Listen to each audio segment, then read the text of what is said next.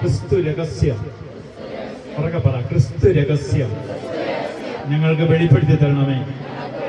പരിശുദ്ധാത്മാവായ ദൈവമേ, ഞങ്ങളിൽ വന്ന് നിറഞ്ഞ് ക്രിസ്തു രഹസ്യം ഞങ്ങൾക്ക് വെളിപ്പെടുത്തി തരണമേ.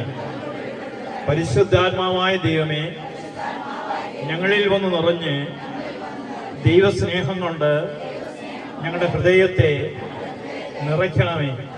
പരിശുദ്ധാത്മാവായ ദൈവമേ, ദൈവവചനം കേൾക്കുവാൻ ഞങ്ങളുടെ കാതുകളെയും ഹൃദയത്തെയും ഇപ്പോൾ തന്നെ അങ്ങ് ഒരുക്കണമേ. ഇരു കരങ്ങളും ഉയർത്തി നമുക്ക് സ്വതന്ത്രമായി സ്തുതിക്കാം. ഹല്ലേലൂയ, യേശുവേ, ആരാധന ആരാധന ആരാധന. കർത്താവേ, ഈ വചന കൂടാരത്തിലേക്ക് അങ്ങയുടെ അഭിഷേകത്തിന് പ്രത്യേക അങ്ങയുടെ മണവാട്ടി സിസ്റ്റർ എല്ലാവരുടെ സാന്നിധ്യത്തിൽ ഇതിന്റെ പരിശുദ്ധാത്മാവ് ഇറങ്ങി വന്ന് പ്രവർത്തിക്കണമേ. വചനം കേൾക്കുന്ന ഓരോ വ്യക്തികളും ആഴമായി മനസ്സിലാക്കി ഫലം പുറപ്പെട്ടിരിക്കുന്നവരായി ആ ലോകരാജ്യത്തിൽ നിന്ന് ദൈവരാജ്യത്തിൽ പ്രവേശിക്കത്തക്കവണ്ണം അവരുടെ ഹൃദയങ്ങളെ തുറക്കണമേ. ഹല്ലേലൂയ, ഹല്ലേലൂയ, ഹല്ലേലൂയ, ഹല്ലേലൂയ, ഹല്ലേലൂയ, ഹല്ലേലൂയ, ഹല്ലേലൂയ. പരസ്പരം ഇടത്തും വലത്തും നിൽക്കുന്ന വ്യക്തിക്ക് ഈശോ മിശിഹായ്ക്ക് സ്തുതിയായിരിക്കട്ടെ.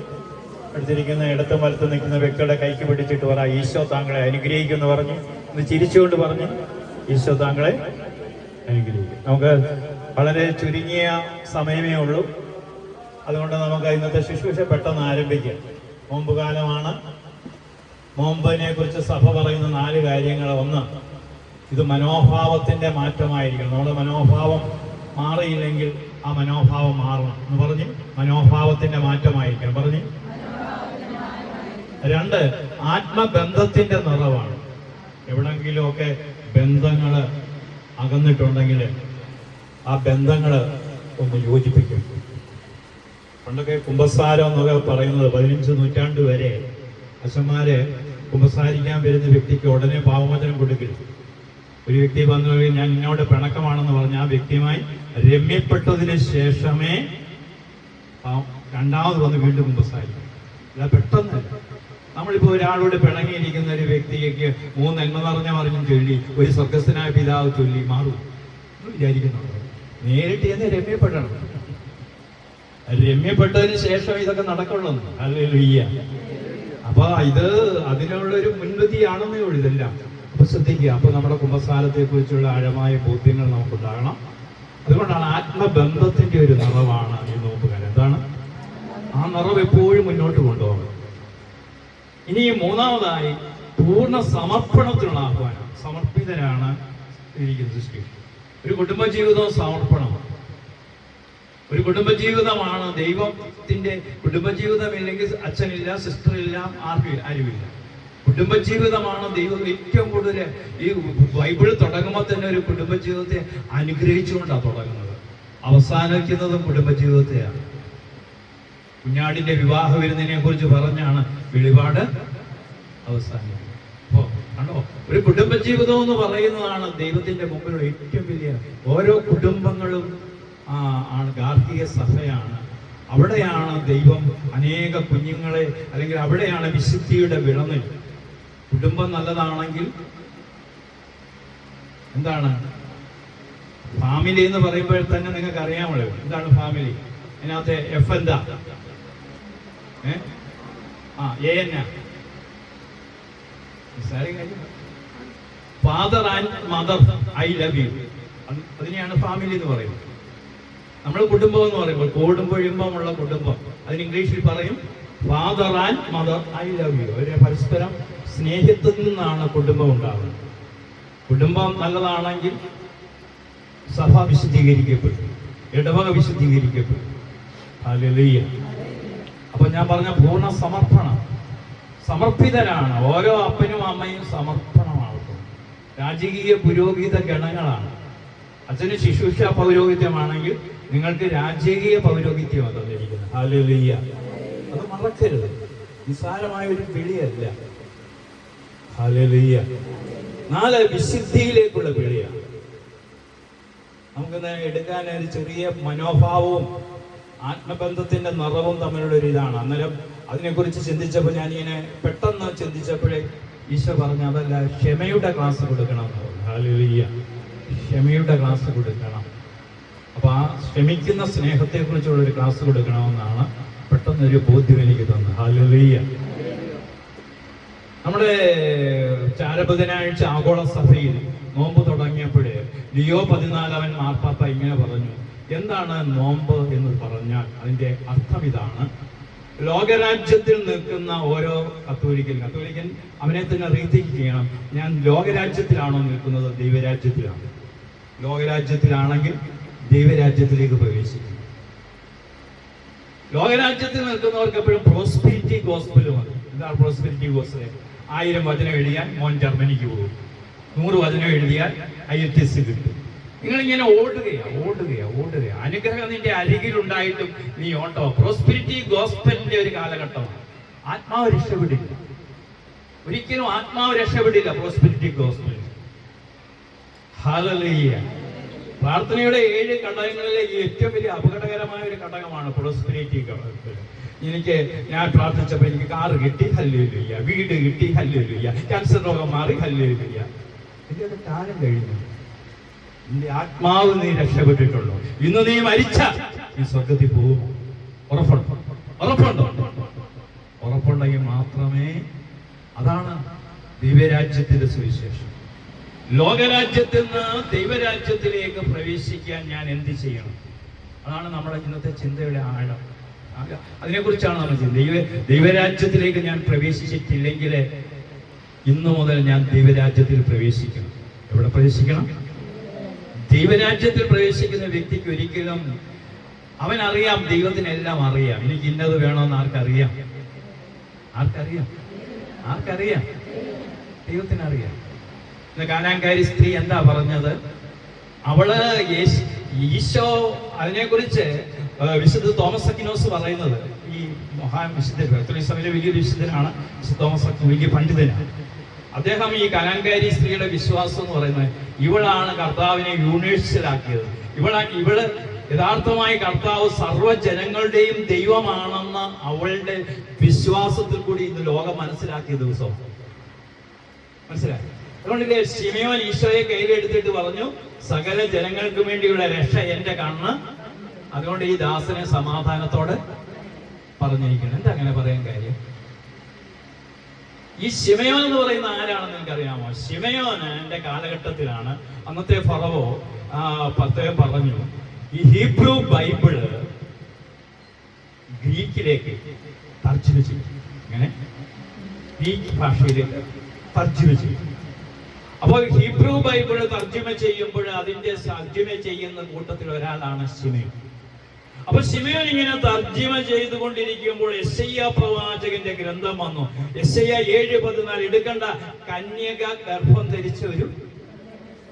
അപ്പൊ യെശയ്യാ ഒരു വെട്ടിട്ട് പറഞ്ഞു, ഒരിക്കലും സംഭവിക്കത്തില്ല. ഇങ്ങനെ കന്യക ഗർഭം ധരിക്കും. പ്രവാചകൻ ഈ ശിമയോൻ അത് വെട്ടിട്ട് പറഞ്ഞതില്ല. അപ്പോഴ് ഒരു സ്വരം ഇതിന്റെ ഒരു കൊണ്ടുക, നീ ഈ ശിശുവിനെ കാണുന്നത് വരെ മരിക്കും. അതുകൊണ്ടാണ് ദാവീദ് തന്റെ സങ്കീർത്തനത്തിൽ എഴുതി, ദീർഘായുസ് കൊണ്ട് ഞാൻ തൃപ്തിപ്പെടുത്തി എന്റെ രക്ഷ. നമ്മൾ വിചാരിക്കും നമ്മുടെ ദീർഘായുസല്ല. ഈ ശിമയോന് ദീർഘായുസ് കൊടുത്ത് ഈ ശിശുവിനെ കയ്യിലെടുത്തിട്ട് പറയുകയാണ്, സകല ജനങ്ങൾക്ക് വേണ്ടിയുള്ള രക്ഷ ഞാനിതാ കണ്ടു കഴിഞ്ഞു. ഹല്ലേലൂയ. ശിശുവിനെ കയ്യിലെടുത്തിട്ട് പറയുവാണ്, സകല ജനങ്ങൾക്ക് വേണ്ടിയുള്ള രക്ഷ.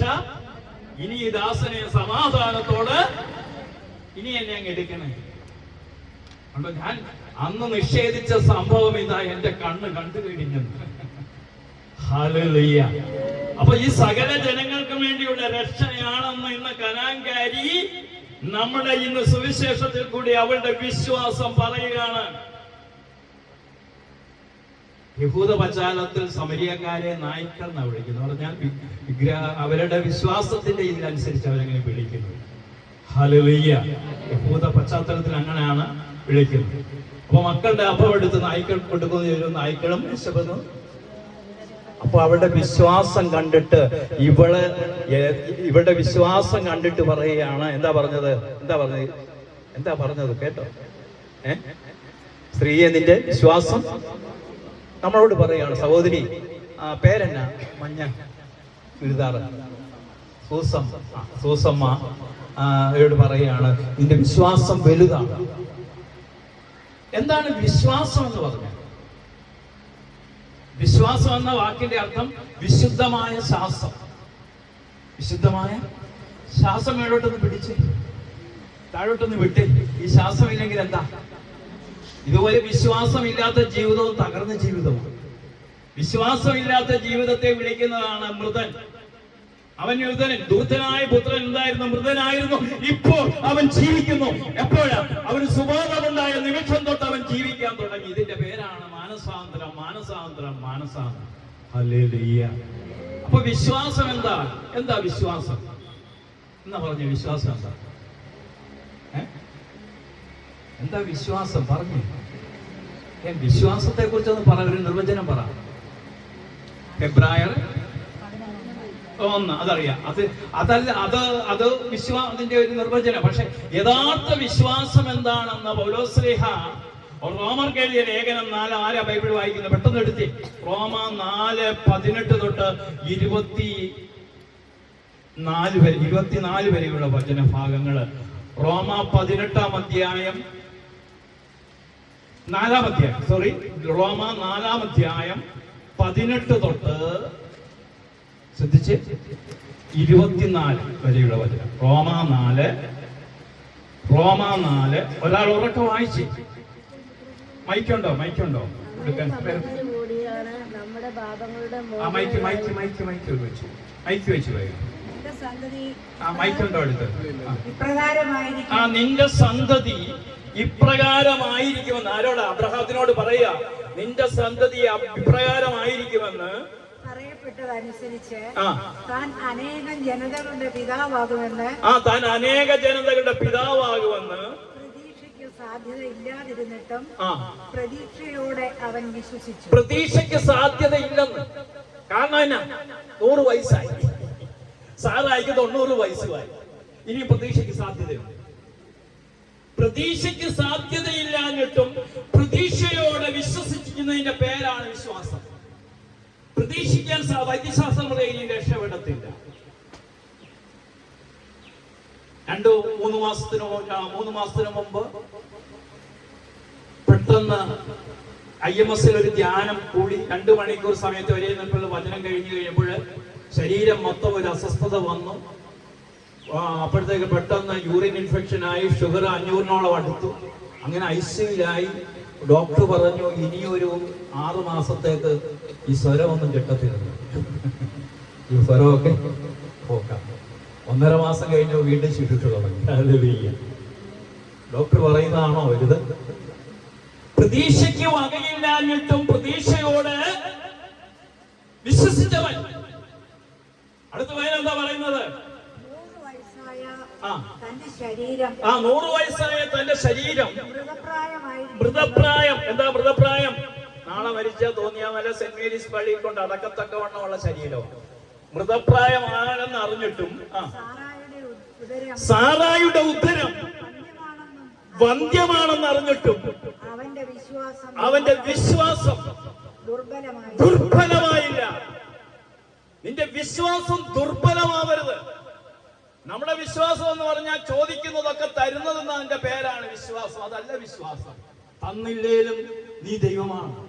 ശത്രുക്ക മേശക്ക് അഭിനയത്തിലേക്ക് തീച്ചുളയിൽ നിന്ന് ഞങ്ങളെ രക്ഷിച്ചില്ലേലും ഞങ്ങൾക്കൊരു ദൈവമേ ഉള്ളൂ. ഹല്ലേലൂയ. എന്താ സ്വരമില്ലാത്തത്? എന്താ ശക്തിയില്ലാത്തത്? എന്താ ഒരു ഉണർവില്ലാത്തത്? അപ്പൊ ഇവിടെ ദൈവത്തിന്റെ വചനം എന്താ പറയുന്നത്? വിശ്വാസമില്ലാത്തവനെ പോലെ ദൈവത്തിന്റെ വാഗ്ദാനത്തിനെതിരായി അവൻ ചിന്തിച്ചില്ല. നമ്മളൊക്കെ പലപ്പോഴും ചിന്തിക്കും, ഇത്രയൊക്കെ ജപമാല ചൊല്ലിയിട്ട്, ഇത്രയൊക്കെ പ്രാർത്ഥിച്ചിട്ട്, ഇത്രയൊക്കെ കാര്യം നടന്നിട്ട് എന്തുകൊണ്ട് കാര്യങ്ങൾ നടക്കുന്നില്ല? ഹല്ലേലൂയ. നമ്മളൊക്കെ ചിന്തിക്കുന്നതാണ്.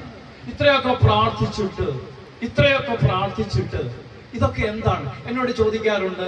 ഇതാ മോന്, അവന് പിന്നെ ഗൾഫിൽ നിന്ന് ഇപ്പൊ ഇവിടെ ഒരു ഓപ്പറേറ്റീവ് മാന, അവനിപ്പോ അവനെ കുറിച്ച് ചോദിക്കും, എന്താ ബ്രദർ പ്രാർത്ഥിച്ചിട്ട് നല്ലൊരു ജീവിത പങ്കാളി അവന് കിട്ടാത്തത്? ഹല്ലേലൂയ ചോദിക്കും. എനിക്കറിയാം ദൈവത്തിന്റെ ഒരു തക്ക നമ്മൾ അതിലൊന്നും ഒരു നിരാശ അല്ല. ഹല്ലേലൂയ. അപ്പൊ ഇവിടെ വചനം പറയുകയാണ്. എന്താ വചനം പറയുന്നത്? ദൈവത്തെ മഹത്വപ്പെടുത്തിക്കൊണ്ട് അവൻ വിശ്വാസത്താൽ ശക്തി പ്രാപിച്ചു. ദൈവത്തെ മഹത്വപ്പെടുത്തിക്കൊണ്ട് അവൻ എന്ത് സാധിച്ചു? എനിക്ക് മക്കളുണ്ടാകത്തില്ല എന്ന് പലരും പറഞ്ഞാലും അവൻ ദൈവത്തെ മഹത്വപ്പെടുത്തി. ദൈവമേ, 100 വയസ്സായി എനിക്ക്, 90 വയസ്സായി എനിക്ക് ദൈവം തരും എന്ന് അവൻ വിശ്വസിച്ചു. പറഞ്ഞ വചനം പറയുന്നു, വാഗ്ദാനം നിറവേറ്റാൻ. ഈ ബൈബിളിലെ ഇങ്ങോട്ട് നോക്കി, 8500 കവനന്റ്. ബൈബിൾ ഒന്ന് ഉയർത്തിപ്പിടിച്ച സഹോദരി, ഒരാൾ മൈക്ക് പിടിക്കുന്ന സഹോദരിയുണ്ട്, ഒരാൾ ബൈബിൾ ഒന്ന് ഉയർത്തിപ്പിടിച്ചു. ഈ ബൈബിളിൽ എത്ര കവനന്റ് ഉണ്ട്? 8500 കവനന്റ് ഉണ്ട് എന്ന് പറഞ്ഞാൽ വാഗ്ദാനം. 35,600 വചനങ്ങളുണ്ട്. 8500 കവനന്റ്, ഉടമ്പടി. എന്താണ് ഉടമ്പടി? അതാണ് വാഗ്ദാനം. വാഗ്ദാനം അതിനെ പറയുന്ന, കവനന്റിനെ പറയുന്നതാണ്. അപ്പൊ ആദ്യത്തെ കവനന്റ് തന്നെ, എന്റെ മുഖത്തേക്ക് നോക്കി, ഇങ്ങോട്ട് നോക്കി. ആദ്യത്തെ കവനന്റ് തന്നെ ഈ ബൈബിളിലെ ആദ്യത്തെ കവനന്റ് എന്നാണ്. ഇവിടെ വന്നപ്പോ തന്നെ അച്ഛൻ പറഞ്ഞു 22 ടീച്ചേഴ്സ് ഉണ്ട്, എല്ലാവരും നല്ല ആൾക്കാരാണ്, കാര്യങ്ങളൊക്കെയാണ്. നിങ്ങൾ പറഞ്ഞു വെക്കത്തുള്ളൂ. ആദ്യത്തെ കവനന്റ് തന്നെ, ആദ്യത്തെ ഉടമ്പടി എന്താണ്? ഉൽപ്പത്തി 3:15. അങ്ങനെയാണ് ഉൽപ്പത്തി 3:15 പറയുന്നത്. എന്താ ഉൽപ്പത്തി 3:15 പറയുന്നത്? നീയും സ്ത്രീയും തമ്മിലും അവളുടെ സന്തതിയും തമ്മിലും ശത്രുത ഉളവാക്കും. ആരുടെ? സ്ത്രീയുടെ സന്തതി. സ്ത്രീയുടെ സന്തതി ആരാ? ഈശോ. നിന്റെ സാത്താന്റെ തല തകർക്കുമെന്ന്. സാത്താനന്റെ തല തകർക്കണം, സാത്താനെ വെല്ലണം, സാത്താന്റെ എല്ലാ ആധിപത്യങ്ങളും ഞങ്ങളുടെ ഭവനത്തിൽ നിന്ന് പോകണം. അതിനാണ് ഈ ശുശ്രൂഷകളൊക്കെ. Hallelujah, hallelujah. അപ്പൊ സ്ത്രീയുടെ സന്തതി ആരുടെ തല തകർക്കും? ഇതാണ് ആദ്യത്തെ കവനന്റ്. ഉൽപ്പത്തി 3:15 ആദ്യത്തെ കവനന്റ്. Hallelujah, hallelujah. അപ്പൊ ഇവിടെ അബ്രഹാത്തിനെ കുറിച്ച് എന്താ പറയുന്നത്? അവൻ വാഗ്ദാനത്തിൽ വായിച്ചേ.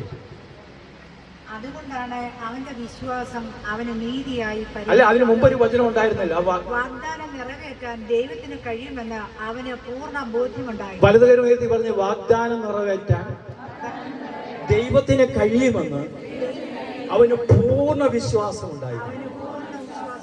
താൻ പാതി ദൈവം പാതിയാണോ? അങ്ങനെ ഒരു ഇതില്ല കേട്ടോ. പൂർണ്ണ ഹൃദയം, അല്ലാതെ പകുതി ദൈവവും പകുതി, അതൊക്കെ പഴഞ്ചൊല്ലുകളാണ് കേട്ടോ. അങ്ങനെ പറഞ്ഞുകൊണ്ട് നടക്കരുത് കേട്ടോ. ഈ പൂർണ്ണ ഹൃദയം, പൂർണ്ണ വിശ്വാസം. അപ്പൊ ഇവിടെ ദൈവത്തിന്റെ വചനം എന്താ പറയുന്നത്? അതുകൊണ്ടാണ് അവന്റെ വിശ്വാസം അവന് നീതിയായി പരിഗണിക്കപ്പെട്ടു. അവനത് നീതിയായി പരിഗണിക്കപ്പെട്ടു എന്ന് എഴുതിയിരിക്കുന്നത് അവനെ സംബന്ധിച്ചു മാത്രമല്ല, നമ്മളെ സംബന്ധിച്ചും കൂടിയാണ്. ഇത് നിങ്ങളെ സംബന്ധിച്ചതാണ്, തോന്നിയാമലക്കാരെ സംബന്ധിച്ചതാണ്.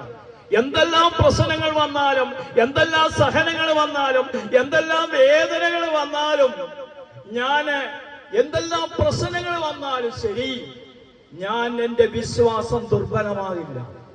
എന്നെ അറിയുന്ന ഒരു ദൈവം എന്റെ കൂടെയുണ്ട്. സഹനം വന്നാലും, വേദന വന്നാലും, നമ്പരം വന്നാലും, എന്റെ ദൈവം എന്റെ കൂടെയുണ്ട് എന്ന ബോധ്യത്തിന്റെ പേരാണ് വിശ്വാസം. അതിനാദ്യം അറിഞ്ഞിരിക്കേണ്ടത് വചനം. കത്തോലിക്കാ സഭയുടെ മതബോധന ഗ്രന്ഥത്തിൽ വചനത്തിനും കുർബാനയ്ക്കും ഒരേ സ്ഥാനമാണ് കൊടുത്തിരിക്കുന്നത്. കുർബാനയ്ക്ക് വലിയ സ്ഥാനമല്ല, രണ്ടും ഒരുപോലാണ്. വചനമുണ്ടെങ്കിലേ നിനക്ക് വിശുദ്ധ കുർബാന എന്താണെന്ന് മനസ്സിലാക്കാൻ പോകും. ഞാൻ ഈ പാലായിലൊക്കെ ചെല്ലുമ്പോഴേ നമ്മളുടെ കുർബാനയിലെ പാട്ടും ഒക്കെ കൊടുക്കും. അവിടെ കുർബാന തുടങ്ങുമ്പോഴെന്താ? വെളിവ് നിറഞ്ഞോരീശോ നിൻ വെളിവാൽ. ഇവിടെ കുർബാനയ്ക്ക് പാടുന്ന പിള്ളേരാരെ ആ മോളൊന്ന് പഠിക്കും, ഉടയിലോട്ട് മൈക്ക്. അല്ല, നീ അവിടെ മൈക്കുണ്ട്, അവിടെ മൈക്കുണ്ടോ? അത് വെച്ചിരിക്കുക. പഠിക്കും. വെളിവു നിറഞ്ഞ ഈശോ നിൻ വെളിവാൽ കാണുന്നു. വളരെ മനോഹരം. വെളിവിയടിയ രഖിലാധാരമതാം വെളിവും നീ. ഈ പാട്ട് എന്താണെന്ന് മനസ്സിലാക്കി. വെളിവ് നിറഞ്ഞോ ഈശോ നിൻ വെളിവാൽ ഞാൻ കാണും. എന്താ ഇതിന്റെ അർത്ഥം? ഇതിന്റെ അർത്ഥം എന്താ? വെളിവ് നിറഞ്ഞോ ഈശോ എന്ന് പറഞ്ഞാൽ പ്രകാശമല്ല, സകല ജ്ഞാനം. വെളിവ് എന്ന് പറഞ്ഞാൽ ജ്ഞാനം. വിളവ് നിറഞ്ഞോ എന്ന് പറഞ്ഞാൽ സകല വിജ്ഞാനത്തിന്റെ ഉറവിടമായ ഈശോയെ ഈ ഉൽപ്പത്തി തൊട്ട് വെളിപാട് വരെ വായിച്ചതിന് ശേഷമാണ് ഞാൻ ഈ വിശുദ്ധ ബലിക്ക് വന്നിരിക്കുന്നത്. ഉൽപ്പത്തി തൊട്ട് വെളിപാട് വരെ വായിച്ച് നീ ആരാണെന്നൊക്കെ കുറെയൊക്കെ അറിഞ്ഞിട്ടാണ് ഈ ബലിക്ക് വന്നിരിക്കുന്നത്. അങ്ങനെ ബലിക്ക് വന്ന കൈയും കെട്ടിക്കൊണ്ട് വിശുദ്ധ കുർബാനയ്ക്ക് നിൽക്കത്തില്ല, കൈ കൂപ്പിക്കൊണ്ട് നിൽക്കും. സിനിമാ തിയേറ്ററിനെ പോലെ ഇടക്കത്തെ വാതിൽ കൂടിയല്ല വരുന്നത്, ആനവാതിൽ കൂടി കയറും. അവിടെ കുരിശ് വരച്ചിട്ട് പറയും, ഇതോ ഈശോയെ ഞാൻ അങ്ങയുടെ. ഈ ആനവാതിൽ വിശുദ്ധ മാർഗരറ്റിനോട് 16-ാം നൂറ്റാണ്ടിൽ ഈശോ പറഞ്ഞു, എല്ലാ ദേവാലയത്തിലും ഞാൻ ആനവാതിൽ കാത്തു നിൽക്കും. ഓരോ വിശ്വാസി സൂസമ്മ ചെല്ലുമ്പോൾ സൂസമ്മയെ കാത്തു നിൽക്കും. സൂസമ്മ അപ്പുറത്തെ വാതിൽ കൂടെ പോയത് ആനവാതിൽ വന്നിട്ട് കുരിശ് വരച്ചിട്ട് ഒന്ന് വണങ്ങണം. അവിടെ ഈശോയെ വണങ്ങണം. ഹല്ലേലൂയ. ഒന്ന് മുട്ടിന്മേ നിൽക്കണം. കാരണം ഇത് ഈശോയുടെ വസ്ത്രമാണ്. ആ കാർപ്പറ്റ് മൊത്തം വസ്ത്രാഞ്ചലം. ഹല്ലേലൂയ, ഹല്ലേലൂയ, ഹല്ലേലൂയ. അതുകൊണ്ടാണ് ഈ വിശുദ്ധ കുർബാനയെ കുറിച്ചുള്ള ക്ലാസ്സൊക്കെ മനസ്സിലാക്കി. ഇതൊക്കെ വലിയ ക്ലാസ് മനസ്സിലാക്കണമെങ്കിൽ നിങ്ങൾ വേളാങ്കണ്ണി ട്രിപ്പ് ഇവിടുന്ന് ഒന്ന് വെക്കാം. 160 കഴിഞ്ഞ് വേളാങ്കണ്ണി ട്രിപ്പ് എന്ന് പറഞ്ഞാൽ വേളാങ്കണ്ണി മാത്രമല്ല, നമ്മൾ ഇവിടുന്ന് തോന്നിമലയിൽ നിന്ന് പോവുകയാണെങ്കിൽ പട്ടുമല ദേവാലയത്തിൽ ചെന്ന് നമ്മൾ അവിടെ ഒരു കുർബാനയും ഒരു ആരാധനയും, അതിനുശേഷം ഫുഡ് വെളിയിൽ നിന്നല്ല, ഞങ്ങളുടെ ടീമിൽപ്പെട്ടവർ തന്നെ ആഹാരം കിട്ടുന്നു, വെളിയിൽ നിന്ന് കഴിക്കത്തില്ല. അതിനുശേഷം വേളാങ്കണ്ണി നമ്മൾ റൂം എടുത്തിട്ടുണ്ട്. ആ റൂമിൽ ഒരു ദിവസം മൊത്തം താമസിക്കും. പിറ്റേ ദിവസം അവിടുത്തെ കുർബാന കഴിഞ്ഞ് നമ്മൾ അവിടുത്തെ എല്ലാം ഇത് കഴിഞ്ഞിട്ട് പൂണ്ടിമാതാ ബസിലിക്ക പള്ളി, അവിടെ നമുക്ക് വേണ്ട കുർബാന, നമ്മുടെ 50 പേര് അവിടുത്തെ വലിയ ബസിലിക്ക പള്ളി ആയതുകൊണ്ട് അവിടുത്തെ റെക്ടർ അച്ഛനെ കണ്ട് നമ്മുടെ അച്ഛനോട് പറഞ്ഞ് അവിടെ കുർബാന നമുക്ക് വേണ്ടി സെപ്പറേറ്റ് ആ പള്ളിയിൽ തന്നെ ചൊല്ലും, ബസിലിക്ക പള്ളിയിൽ. അതിനുശേഷം നമ്മുടെ കൗൺസിലിങ്ങും ഒക്കെ കഴിഞ്ഞ് ആഹാരമൊക്കെ കഴിഞ്ഞതിന് ശേഷം നമ്മൾ വാടിപ്പട്ടി എന്ന് പറയുന്ന ദേവാലയം. വാടിപ്പട്ടി എന്ന് പറഞ്ഞാൽ അത്ഭുത തീർത്ഥം എന്ന ദേവാലയം. അവിടാണ് 15 വർഷങ്ങൾക്ക് മുമ്പ് അവിടെ ചെന്നപ്പോൾ വാടിപ്പട്ടി അമ്മ ഒരു സന്ദേശം കിട്ടിയാണ്. ജോസഫ് അച്ഛനെ ആലപ്പുഴ കൃപാസനം തുടങ്ങി. അവിടെ വെച്ചാണ് മാതാവ് സന്ദേശം കൊടുക്കുന്നത്. ഈ വാടിപ്പട്ടി ദേവാലയത്തിന്റെ പ്രത്യേകത, ആ ദേവാലയത്തിന്റെ ഉള്ളിൽ നിന്ന് ഒരു ഉറവ ഇങ്ങനെ ഉറവയുണ്ട്. ആ ഉറവയെ വിളിക്കുന്ന അരുൾ മരുന്നുണ്ട്. ആ വെള്ളം കുടിക്കുന്നവർക്കൊക്കെ അലർജി രോഗം, ക്യാൻസർ രോഗം വരെ നമ്മുടെ ടീമിൽ വന്നവർക്ക് മാറിയിട്ടുണ്ട്. അപ്പൊ ഇങ്ങനെയുള്ള ഒരു 4 ദിവസത്തെ യാത്ര, ഭക്ഷണവും എല്ലാം ഉണ്ട്. എല്ലാം നമ്മൾ അറേഞ്ച് ചെയ്യുന്നു. 17 മണി നമ്മൾ ടെലിവിഷൻ ഒന്നും വിടത്തില്ല. അടിപൊളിക്ക് വരുന്നവർക്ക് നോക്കത്തില്ല. ഈ വചനം കേൾക്കണമെന്നും ആത്മീയമായി വളരണമെന്ന് ആഗ്രഹമുള്ളവരെ മാത്രമേ ഞങ്ങൾ കൊണ്ടുപോകത്തുള്ളൂ. അല്ലാതെ അടിപൊളി ട്രിപ്പല്ല കേട്ടോ. ടെലിവിഷനൊന്നും കിടത്തില്ല. ഹല്ലേലൂയ. പക്ഷെ വചനം കേട്ടാൽ നിങ്ങൾക്ക് ഈ പ്ലെയിനെ പോകുന്ന പോലെ ഇരിക്കുന്നത്. കുമിളിയൊക്കെ പോകുന്ന അറിയത്തില്ല. ഈ വചനം കേട്ട് ഇങ്ങനെ മനുഷ്യനാണ് ആകർഷപ്പെട്ടിരിക്കുന്നത്. രാത്രി 10 മണി വരെ വചനം. പിന്നെ ദിവസം നമ്മളവിടെ ചെന്നു. അവിടെ നമ്മൾ കുരിശിന്റെ വഴി ജപമാലയിൽ 4 മണിക്കൂർ. അത് വളരെ അറിയത്തില്ല ഈ 4 മണിക്കൂർ കടന്നു പോകുന്നത്. അപ്പൊ അവിടെ ഓരോ സ്റ്റേഷനിലും ഇപ്പൊ സൂസമ്മയാണെങ്കിൽ സൂസമ്മയും കുടുംബത്തെയും സമർപ്പിക്കും. അവരുടെ നിയോഗങ്ങൾ അവിടെ സമർപ്പിക്കും. ഓരോ അങ്ങനെ സമർപ്പിച്ചാ പോകുന്നത്. ഹല്ലേലൂയ. ഇത് പറയാൻ കാര്യം, അപ്പൊ നിങ്ങളോട് ഇങ്ങനെ പറയണമെന്ന് പരിശുദ്ധാത്മാവ്, നിങ്ങൾക്കൊരു ആഗ്രഹം ഉണ്ടെങ്കിൽ ഏപ്രിൽ മാസം ഒരു 45 പേരുണ്ടെങ്കിൽ അച്ഛനോട് പറഞ്ഞാൽ മതി. അച്ഛൻ്റെ നേതൃത്വത്തിൽ ഒരു സമയം കണ്ടെത്തി നമുക്ക് പോകാം. ഹല്ലേലൂയ, ഹല്ലേലൂയ, ഹല്ലേലൂയ. ക്രിസ്തുസ് പിതാവ് അങ്ങനെ അനുമതി കൊടുക്കുവാണെങ്കിൽ കുഴപ്പമില്ല. ഹല്ലേലൂയ. ഈശോയെ നന്ദി. ഹല്ലേലൂയ. അപ്പൊ ഞാനിവിടെ പറഞ്ഞു വന്നത്, നമ്മൾ ഈ ശുശ്രൂഷകളിൽ കൂടിയെല്ലാം നമ്മൾ വചനം എന്ന് പറഞ്ഞാൽ എന്താ വചനം? ഈ ബൈബിള് തുറക്കുമ്പോൾ ഞാൻ യഥാർത്ഥ വചന പ്രഘോഷണത്തിലേക്ക് ചെന്നിട്ടില്ല. ഈ ബൈബിൾ തുറക്കുമ്പോൾ ആദ്യം വായിക്കേണ്ട വചനം ഏതാ? ഇങ്ങോട്ട് നോക്കി, ഇതെങ്കിലും ശ്രദ്ധിക്കണേ. ഇതെങ്കിലും ഇതുവരെ ശ്രദ്ധിച്ചില്ലെങ്കിൽ ഇതെങ്കിലും ശ്രദ്ധിക്കണമേ. ബൈബിൾ തുറക്കുമ്പോൾ ആദ്യം വായിക്കേണ്ട വചനം ഏതാ സുസമയം? ബൈബിൾ തുറക്കുമ്പോൾ ആദ്യം വായിക്കേണ്ട വചനം റോമ 9:6. ദൈവത്തിന്റെ വചനം ഒരിക്കലും പരാജയപ്പെട്ടിട്ടില്ല. വലതുകരം ഉയർത്തി എല്ലാവരും എന്ന് പറഞ്ഞ് ദൈവത്തിന്റെ വചനം ഒരിക്കലും പരാജയപ്പെട്ടില്ല. ഇടത്തും വലത്തും ഇരിക്കുന്ന കൂടപ്പറമ്പിനോട് പറഞ്ഞു, കൂടപ്പറമ്പെ, ദൈവത്തിന്റെ വചനം ഒരിക്കലും പരാജയപ്പെട്ടില്ല. ഒന്ന് ചിരിച്ചോണ്ട് പറ, ഈ കൂടപ്പറമ്പ് എന്നുള്ള വിളി വന്ന എവിടുന്ന? ഈ കൂടപ്പറമ്പ് എന്നുള്ള വിളി വന്ന എവിടുന്ന? അറിയത്തില്ല. ഈ ചാവറയച്ചനെ കുറിച്ച് കേട്ടിട്ടുണ്ടോ? വിശുദ്ധനാണ് അച്ഛന്. വിശുദ്ധ കുർബാന കഴിഞ്ഞതിന് ശേഷം എല്ലാവരും അവിടെ നിൽക്കാൻ പറയും. നിങ്ങൾ വിശുദ്ധ കുർബാന സ്വീകരിക്കുമ്പോൾ ഇങ്ങനെ പറയണം, ഈശോയുടെ ശരീരമാണ് എന്റെ ശരീരം, ഈശോയുടെ രക്തമാണ് എന്റെ രക്തം. പറഞ്ഞു. അപ്പൊ നമ്മുടെ ശരീരത്തിലെ ഓടുന്ന രക്തം ആരുടെ രക്തം? വിശുദ്ധ കുർബാന സ്വീകരിച്ചില്ലേ? അപ്പൊ നമ്മളൊക്കെ ആരാ? കൂടപ്പിറപ്പ. ആരാണ് എന്റെ സഹോദരൻ? ആരാണ് എന്റെ അമ്മ? ദൈവത്തിന്റെ വചനം അനുസരിച്ച് ജീവിക്കുന്ന വ്യക്തികളാണ് എന്റെ അമ്മയും സഹോദരങ്ങളും. നിങ്ങൾ അച്ഛനെ വിളിക്കുന്നു, സിസ്റ്ററിനെ വിളിക്കുന്നു, മദറിനൊക്കെ വിളിക്കുന്നു. എന്താ വിളിക്കുന്നത്? വചനം അനുസരിച്ച് ജീവിക്കുമ്പോൾ, ഈശോയുടെ കാലം തൊട്ട് ദൈവവചനം അനുസരിച്ച് ജീവിക്കുമ്പോൾ അവരെല്ലാം ആരാ? നമ്മളെല്ലാം ആരാ? അപ്പോൾ ദൈവത്തിന്റെ വചനം ഒരിക്കലും പരാജയപ്പെട്ടിട്ടില്ല. റോമ 9:6 ഏറ്റു പറഞ്ഞ്, റോമ 9:6 പറഞ്ഞ്, ദൈവത്തിന്റെ വചനം ഒരിക്കലും പരാജയപ്പെട്ടിട്ടില്ല. അങ്ങനെയാണോ മൈക്ക്? ബൈബിൾ കിട്ടിയോ? സഹോദരിക്ക് കിട്ടിയോ? ഉറക്കെ വായിച്ചേ. ആ മൈക്ക് വെച്ച് വായിച്ച സഹോദരി. ദൈവത്തിന്റെ വചനം ഒരിക്കലും പരാജയപ്പെട്ടിട്ടില്ല. ഒന്നോടെ പറഞ്ഞ് ഉറക്കെ വായിച്ചേ. ദൈവത്തിന്റെ വചനം ഒരിക്കലും പരാജയപ്പെട്ടിട്ടില്ല. വലതുകരം ഉയർത്തി പറഞ്ഞ ദൈവത്തിന്റെ വചനം ഒരിക്കലും. ഇടത്ത് വലത്തി ഇരിക്കുന്ന വ്യക്തിയുടെ മുഖത്ത് നോക്കി പറഞ്ഞ ദൈവത്തിന്റെ വചനം. അപ്പൊ പരാജയപ്പെടാത്ത വചനമാണ് കേൾക്കുന്നത്. ലോകത്തിലെല്ലാം പരാജയപ്പെടും. കാരണം ഈ വചനം എന്ന് പറയുന്നത് ദൈവമാണ്. വചനം എന്ന് പറഞ്ഞ ക്രിസ്തുവാണ്. പറഞ്ഞ് വചനം ആരാ? ഒരു വ്യക്തിയാണ്. ലോകത്തിലുള്ള പുസ്തകങ്ങളൊക്കെ അക്ഷരങ്ങളാണ്. അതിനകത്ത് എഴുതിയിരിക്കുന്ന വ്യക്തിയുടെ പേരുണ്ട്. ആ പുസ്തകം വായിച്ചു കഴിഞ്ഞാൽ അതിന്റെ കാര്യം തീർന്നു. വചനം എന്നും നിലനിൽക്കും. ഹല്ലേലൂയ. അപ്പൊ പരാജയപ്പെടാത്ത വചനം കേട്ടാൽ എന്ത് നടക്കും? മംഗളവാർത്ത നടക്കും. 22 വർഷമായി മക്കളില്ലാത്ത ദമ്പതിമാർ, അങ്ങനെ 322 പേർക്കായി ഇതിൽ വന്നത്. അപ്പൊ ഒന്നാം രഹസ്യം മംഗളവാർത്തയുടെ രഹസ്യത്തിൽ നിൽക്കും. അപ്പോൾ വചനം ഒരിക്കലും പരാജയപ്പെടത്തില്ല എന്ന് ബോധ്യമുള്ള ദമ്പതിമാർ വന്നിക്കാൻ പറയും. അങ്ങനെ 22 വർഷം മക്കളില്ലാത്ത ദമ്പതിമാർ അവിടെ വന്ന് പ്രാർത്ഥിച്ചു. അവർ അമേരിക്കയിൽ ചെന്നു. 3 മാസം കഴിഞ്ഞിട്ട് പറഞ്ഞു, വളരെ വിശേഷമുണ്ടെന്ന്. ഇതൊക്കെ അവർ കേട്ടുകൊണ്ടിരിക്കുക. നാളെ നിങ്ങൾക്ക് നിങ്ങൾ അച്ഛൻ്റെ ഫോണിലേക്ക് അവിടേക്ക് അച്ഛൻ അയച്ചു തരും. അപ്പൊ നാളെ നിങ്ങൾക്ക് രാവിലെ ഇത് കിട്ടും കേട്ടോ. ഈ പ്രസംഗം മൊത്തം കിട്ടും. ഹല്ലേലൂയ. അപ്പൊ നിങ്ങൾ മറ്റുള്ളവർ കൂടെ പങ്ക് വെക്കും. ഹല്ലേലൂയ. അപ്പൊ പ്രിയ സാധനങ്ങളെ, മംഗളവാർത്ത നടക്കും. ദൈവത്തിന്റെ വചനം കേട്ടാൽ എന്ത് സംഭവിക്കും?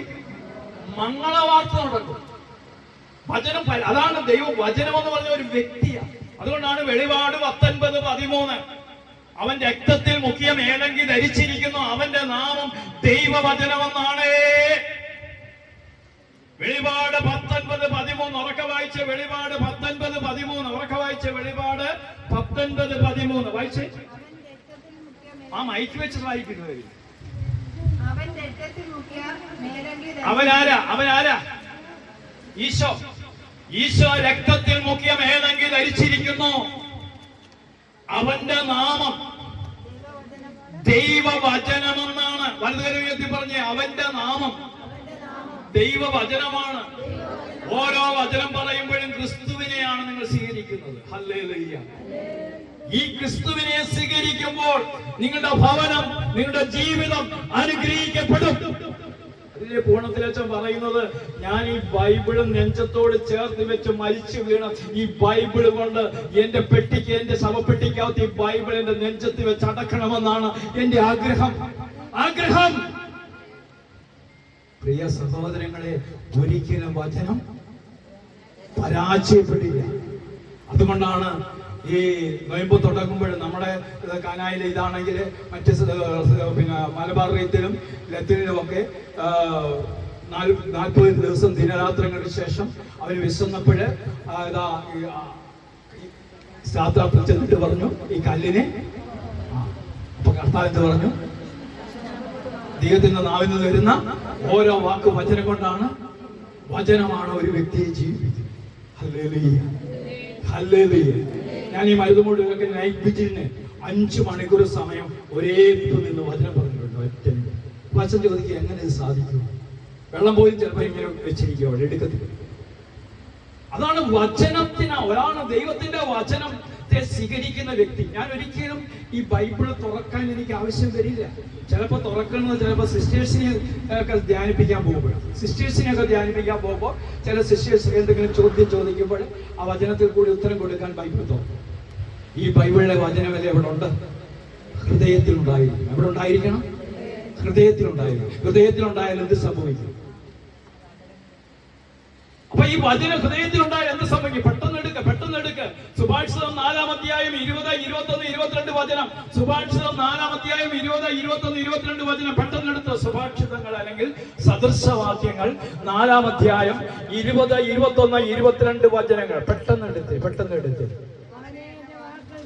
മകനെ എന്റെ വാക്കുകൾ ശ്രദ്ധിക്കുക. മകനെ എന്ന് പറഞ്ഞപ്പോൾ മകളെ എന്നും ഉണ്ട് കേട്ടോ.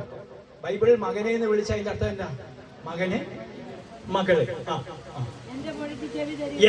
എന്റെ വാക്കുകൾ മൈക്ക് ഉറക്കെ വരുന്നത് വായിച്ച സഹോദരി. മകനെ എന്റെ വാക്കുകൾ ശ്രദ്ധിക്കുക. എന്റെ മൊഴികൾക്ക് നീ ചെവി തരിക. അവ നിന്റെ ദൃഷ്ടിപഥത്തിൽ നിന്ന്. എന്താ ദൃഷ്ടി? പറഞ്ഞ ദൃഷ്ടി എന്താ? കണ്ണിൽ നിന്ന് ഇത് മാഞ്ഞു പോകരുത്. കണ്ണുള്ളവരൊക്കെ ഒന്ന് കൈ പൊക്കിക്കുക. കണ്ണുള്ളവരാണ്. നിന്റെ ദൃഷ്ടിപഥത്തിൽ നിന്ന്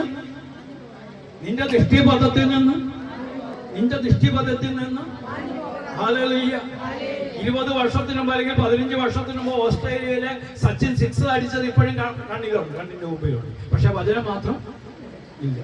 അപ്പൊ നിന്റെ ദൃഷ്ടിപഥത്തിൽ നിന്ന് ഈ വചനം മാഞ്ഞു പോകരുത്. അതിന് എന്ത് വേണം?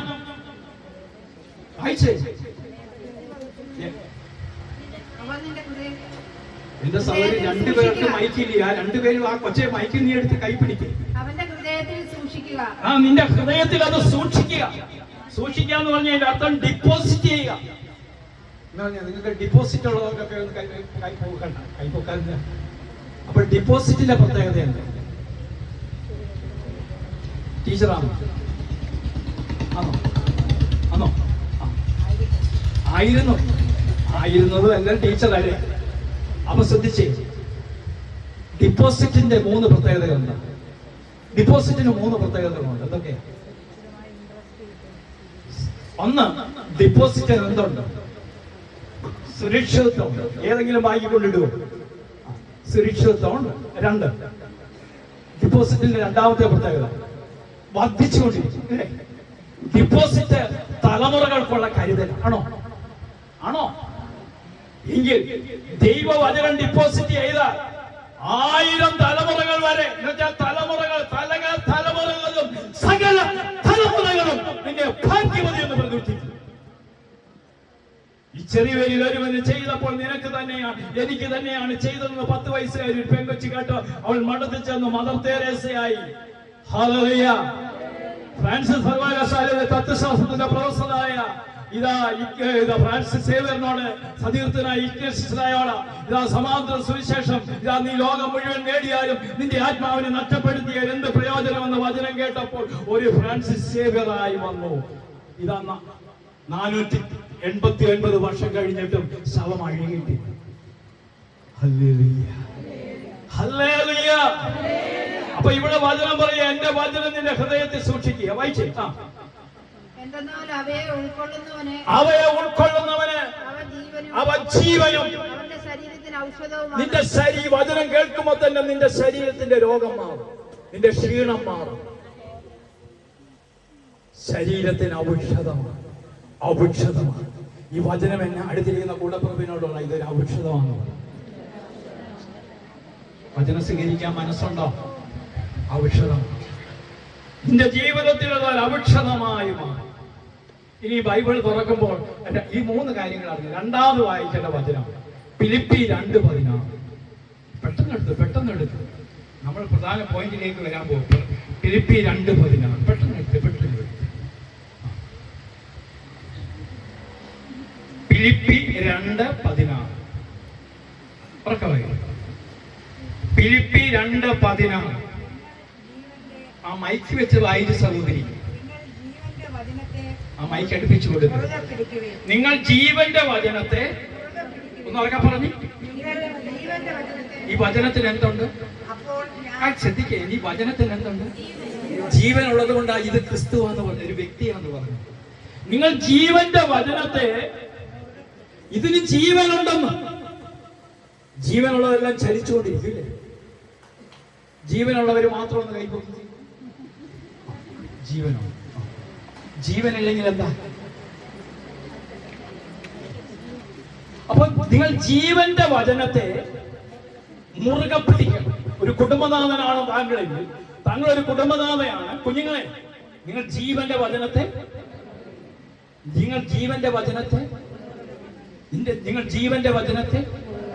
മുറുകെ പിടിക്കും. അപ്പോൾ മുറുകെ പിടിച്ചാൽ എന്ത് സംഭവിക്കും? അപ്പോൾ ഞാൻ ഓടിയത് ഏത് സ്കൂളിലാ പോയത്? സ്കൂളായിരുന്നു ആറന്മുള. അപ്പൊ നേരം വെളുക്കുമ്പോ ഒരു ഓട്ടം ഇല്ലേ? ഈ ഓടിയതും ഈ അധ്വാനിച്ചതും ഈ കഷ്ടപ്പാടുകളൊന്നും വൃഥാവിലാവില്ല. നിന്റെ ജീവിതത്തിൽ ഈ വചനത്തെ മുറുകെ പിടിച്ചുകൊണ്ടാണ് നീ ജീവിതയാത്ര തുടങ്ങിയത്. നിന്റെ ഈ ജീവിതം കൊണ്ട് നിന്റെ ജീവിതം ഒരു അനുഗ്രഹിക്കപ്പെട്ട ജീവിതമാണ്. ഹല്ലേലൂയ. നിന്റെ ജീവിതം കണ്ട് സ്വർഗം സന്തോഷിച്ചു.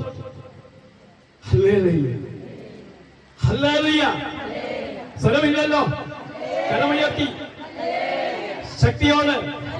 സ്വരം പോരാ, ശക്തി പോരാ, ഉണർവ് പോരാ.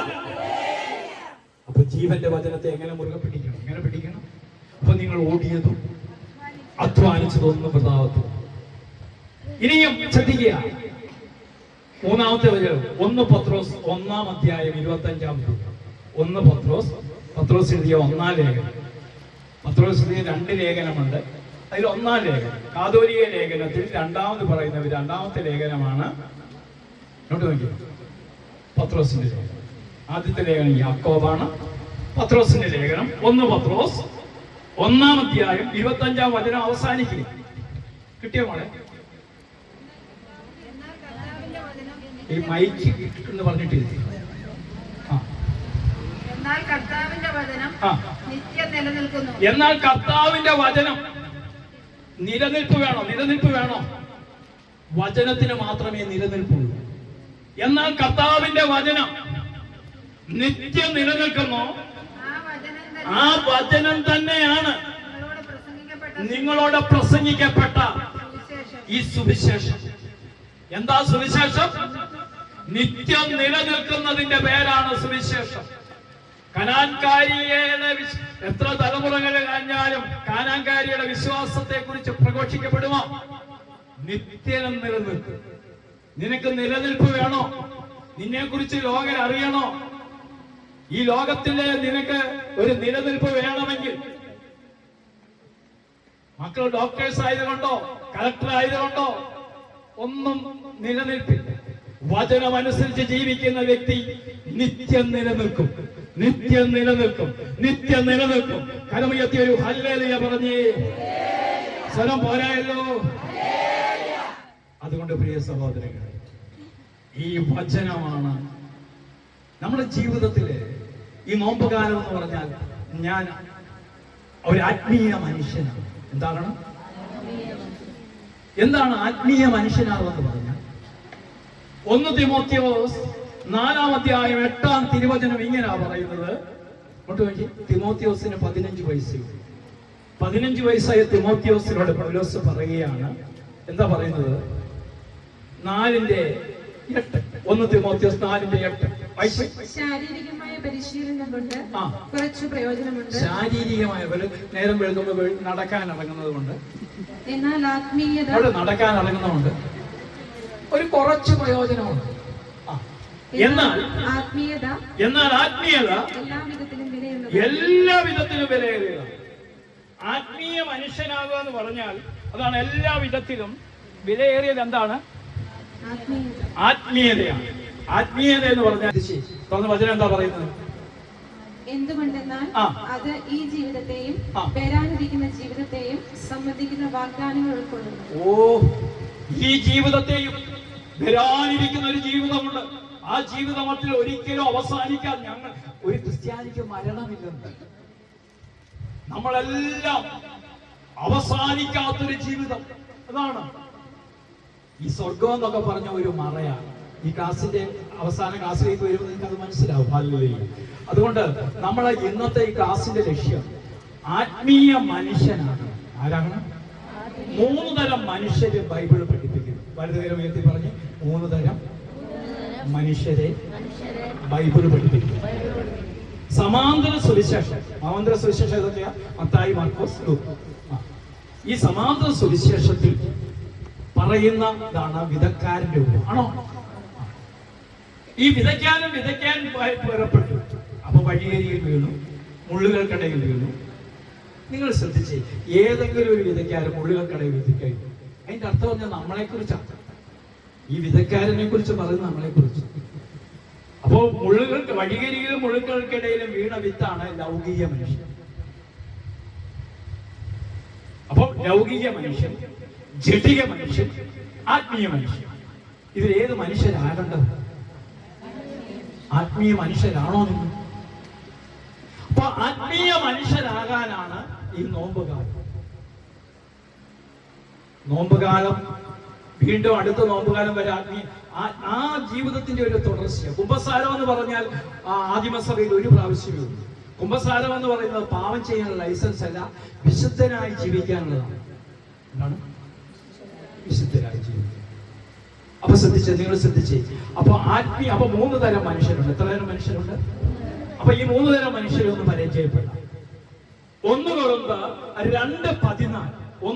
കൊരിന്തോസുകാർക്ക് എഴുതിയ 1-ാം ലേഖനം 2-ാം അധ്യായം 14-ാം വചനം. പെട്ടെന്ന് എടുത്തേ. 1 കൊരിന്ത്യർ 2:14.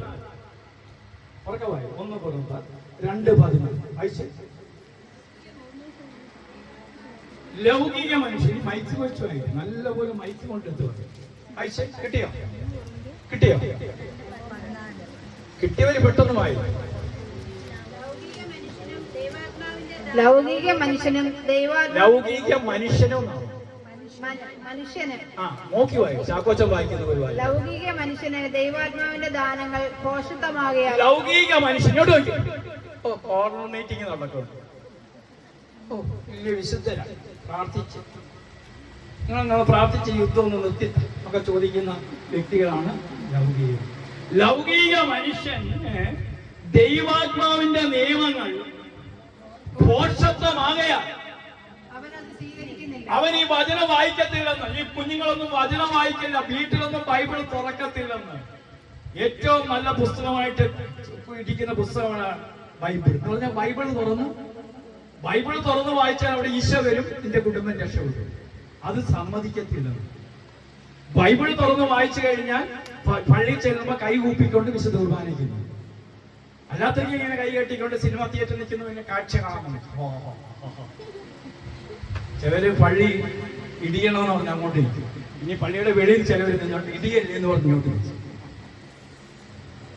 ലൗകിക മനുഷ്യന് ദൈവാത്മാവിന്റെ നിയമങ്ങൾ പോഷത്വമാകയാൽ അവനത് സ്വീകരിക്കുന്നില്ല. ഈ ദാനങ്ങൾ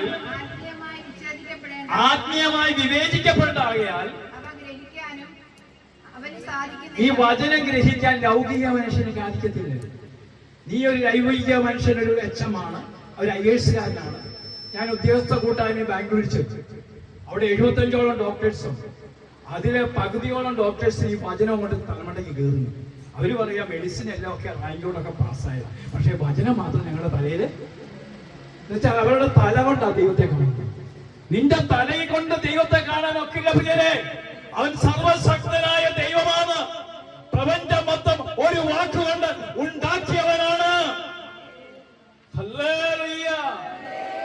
അപ്പൊ ലൗകിക മനുഷ്യന് ദൈവാത്മാവിന്റെ നിയമം പോഷത്വമാകയാൽ അവനത് സ്വീകരിക്കാൻ സാധിക്കത്തില്ല.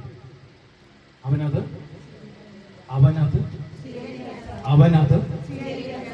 സാധിക്കില്ല. വായിച്ചേ. ആത്മീയ മനുഷ്യൻ എല്ലാ കാര്യങ്ങളും വിവേചിച്ചറിയുന്നു. അതാണ് ആത്മീയ. അപ്പൊ ലൗകിക മനുഷ്യന്, ആത്മീയ മനുഷ്യനെ പിന്നെ നമുക്ക് വായിക്കാം കേട്ടോ. ഇനി ഒന്ന് ലൗകിക മനുഷ്യൻ, രണ്ടാമത്തെ മനുഷ്യനാണ് ജഡിക മനുഷ്യൻ. പറഞ്ഞു എന്താണ് ജഡിക മനുഷ്യൻ? എന്താ ജഡിക മനുഷ്യന്റെ പ്രത്യേകത? 1 കൊരിന്ത്യർ 3:1 തൊട്ട് 3 വരെ പെട്ടെന്ന് വായിക്കാം. 1 കൊരിന്ത്യർ 3-ാം അധ്യായം, ആ വചനത്തിന്റെ അടുത്ത അധ്യായം 3. സഹോദരൻ മൈക്ക് വെച്ച് വായിരും. എനിക്ക് നിങ്ങളോട് ആത്മീയ മനുഷ്യരോട് എന്നതുപോലെ സംസാരിക്കാൻ. എന്നെ നോക്ക് സഹോദരൻ, നിങ്ങളോട് എനിക്ക് ആത്മീയ മനുഷ്യരോട് എന്ന പോലെ കൊരിന്ത്യർ സഭയോട് പറയുക. ഈ തോന്നിയമലയിലുള്ളവരോട് ആത്മീയ മനുഷ്യരോട് എന്ന പോലെ സംസാരിക്കാൻ എനിക്ക് സാധിക്കുന്നില്ല. കാരണം വചനത്തെ കുറിച്ചുള്ള ഡെപ്ത്. അതുപോലെ കൊരിന്ത്യർ സഭയോട് പറയുകയാണ്, നിങ്ങളോട് എനിക്ക് ആത്മീയ മനുഷ്യരോട് എന്ന പോലെ സംസാരിക്കാൻ സാധിക്കത്തില്ല. കാരണം നിങ്ങൾ ജഡിക മനുഷ്യരോട് എന്നതുപോലെയും ക്രിസ്തുവിനെ കുറിച്ചുള്ള അറിവിന്റെ കാര്യത്തിൽ 10, 65, 75 ഒക്കെ വയസ്സുള്ളവരൊക്കെ ഉണ്ട്. പക്ഷെ ഇപ്പോഴും കുപ്പിപ്പാലും കൊണ്ട് വന്ന് കുടിച്ചുകൊണ്ടിരിക്കുന്നു. നിപ്പിളിരിക്കുന്നുണ്ട് കുപ്പികൾ. നിങ്ങൾ ശൈശവത്തിലാണ് ഇപ്പോഴും. അപ്പൊ ശ്രദ്ധിക്കുക, ഇപ്പോഴും നിങ്ങൾ ജഡിക മനുഷ്യരോട് എന്നതുപോലെ. കാരണമാണ് അടുത്ത വചനം പറയാണ്, നിങ്ങളോട് ഞാൻ സംസാരിച്ചത് ഗുരുവായ ഭക്ഷണം കഴിക്കാൻ ശക്തമല്ലാതിരുന്നതിനാൽ നിങ്ങൾക്ക് ഞാൻ പാൽ തന്നു. നിങ്ങൾക്ക് എന്ത് തന്നു? പാൽ തന്നു. 3 വയസ്സുള്ള ഒരു കുഞ്ഞിന് കൊഴുക്കട്ട കൊടുക്കാനും പോകും. 3 മാസമുള്ള കുഞ്ഞിന് കൊടുക്കാനും പോകും. 3 മാസമുള്ള കുഞ്ഞിന് എന്ന് പറഞ്ഞ പോലെ നിങ്ങൾക്ക് ഗുരുവായ ഭക്ഷണം തരാനൊക്കാത്തത് കൊണ്ട് നിങ്ങൾക്ക് ഞാൻ പാല് തന്നു. ഇപ്പോഴും ഈ അവസ്ഥയിൽ നിന്ന് യാതൊരു മാറ്റവും ഇല്ലെന്ന്. ചങ്കരൻ പണ്ടും തെങ്ങ് എത്ര കോർണർ മീറ്റിംഗ് നടത്തി. എന്തെങ്കിലും മാറ്റം ഉണ്ടോ? നമുക്ക്? ഹല്ലേലൂയ. ഇപ്പോഴും നിങ്ങൾ അവസ്ഥ. അടുത്ത വചനം പറ, ആ അവസ്ഥയുടെ കാര്യം എന്നാണ്? നിങ്ങൾ ഇപ്പോഴും ജഡീക മനുഷ്യർ തന്നെ. നിങ്ങളുടെ ഇടയിൽ അസൂയയും തർക്കവും നിലനിൽക്കുമ്പോൾ, അസൂയുള്ള ഇടവക്കാരാണെങ്കിൽ, തർക്കം നിങ്ങളുടെ പള്ളിയിൽ ഉണ്ടെങ്കിൽ നിങ്ങൾ അസൂയയും സാധാരണക്കാരുമല്ല. നിങ്ങളുടെ കുടുംബത്തിൽ അസൂയുണ്ട്. അസൂയ ഇല്ലാത്തവരൊന്ന് കൈവക്കരുത്. ഒറ്റ മനുഷ്യനില്ല. സ്നേഹമുള്ളവരെന്ന് കൈവക്കില്ല. എല്ലാവരും കുറെ പേരുണ്ട്. സ്നേഹം അസൂയപ്പെടുന്നില്ല. സ്നേഹത്തിന്റെ 11 ഗുണങ്ങളും 5 ഭാവങ്ങളും. അതിൽ ഒന്നാമത്തെ ഭാവമാണ് 1 കൊരിന്ത്യർ 13:4. എടുക്കണ്ട. സ്നേഹം ദീർഘക്ഷമയുള്ളതാണ്. സ്നേഹം ദേഹത്തിന് എന്തുണ്ട്? സൗകര്യയുടെ പേരെന്നാ? ഗ്രേസി. ദീർഘക്ഷമയുള്ളവളാണ്. ആണോ? ആണ്. സ്നേഹം അസൂയപ്പെടുന്നില്ല. സ്നേഹം ഉണ്ടെങ്കിൽ, സ്നേഹത്തിന്റെ ഈ 11 ഗുണങ്ങൾ ഉണ്ടെങ്കിൽ നിങ്ങൾക്ക് എന്തില്ല? അസൂയ. അപ്പൊ നിങ്ങളുടെ ഇടയിൽ അസൂയയും താർക്കവും നിലനിൽക്കുന്നിടത്തോളം കാലം നിങ്ങൾ ജഡികരാണെന്ന്. ഈ ചെവി കൊണ്ട് മറ്റേ ചെവി കൊണ്ടങ്ങ്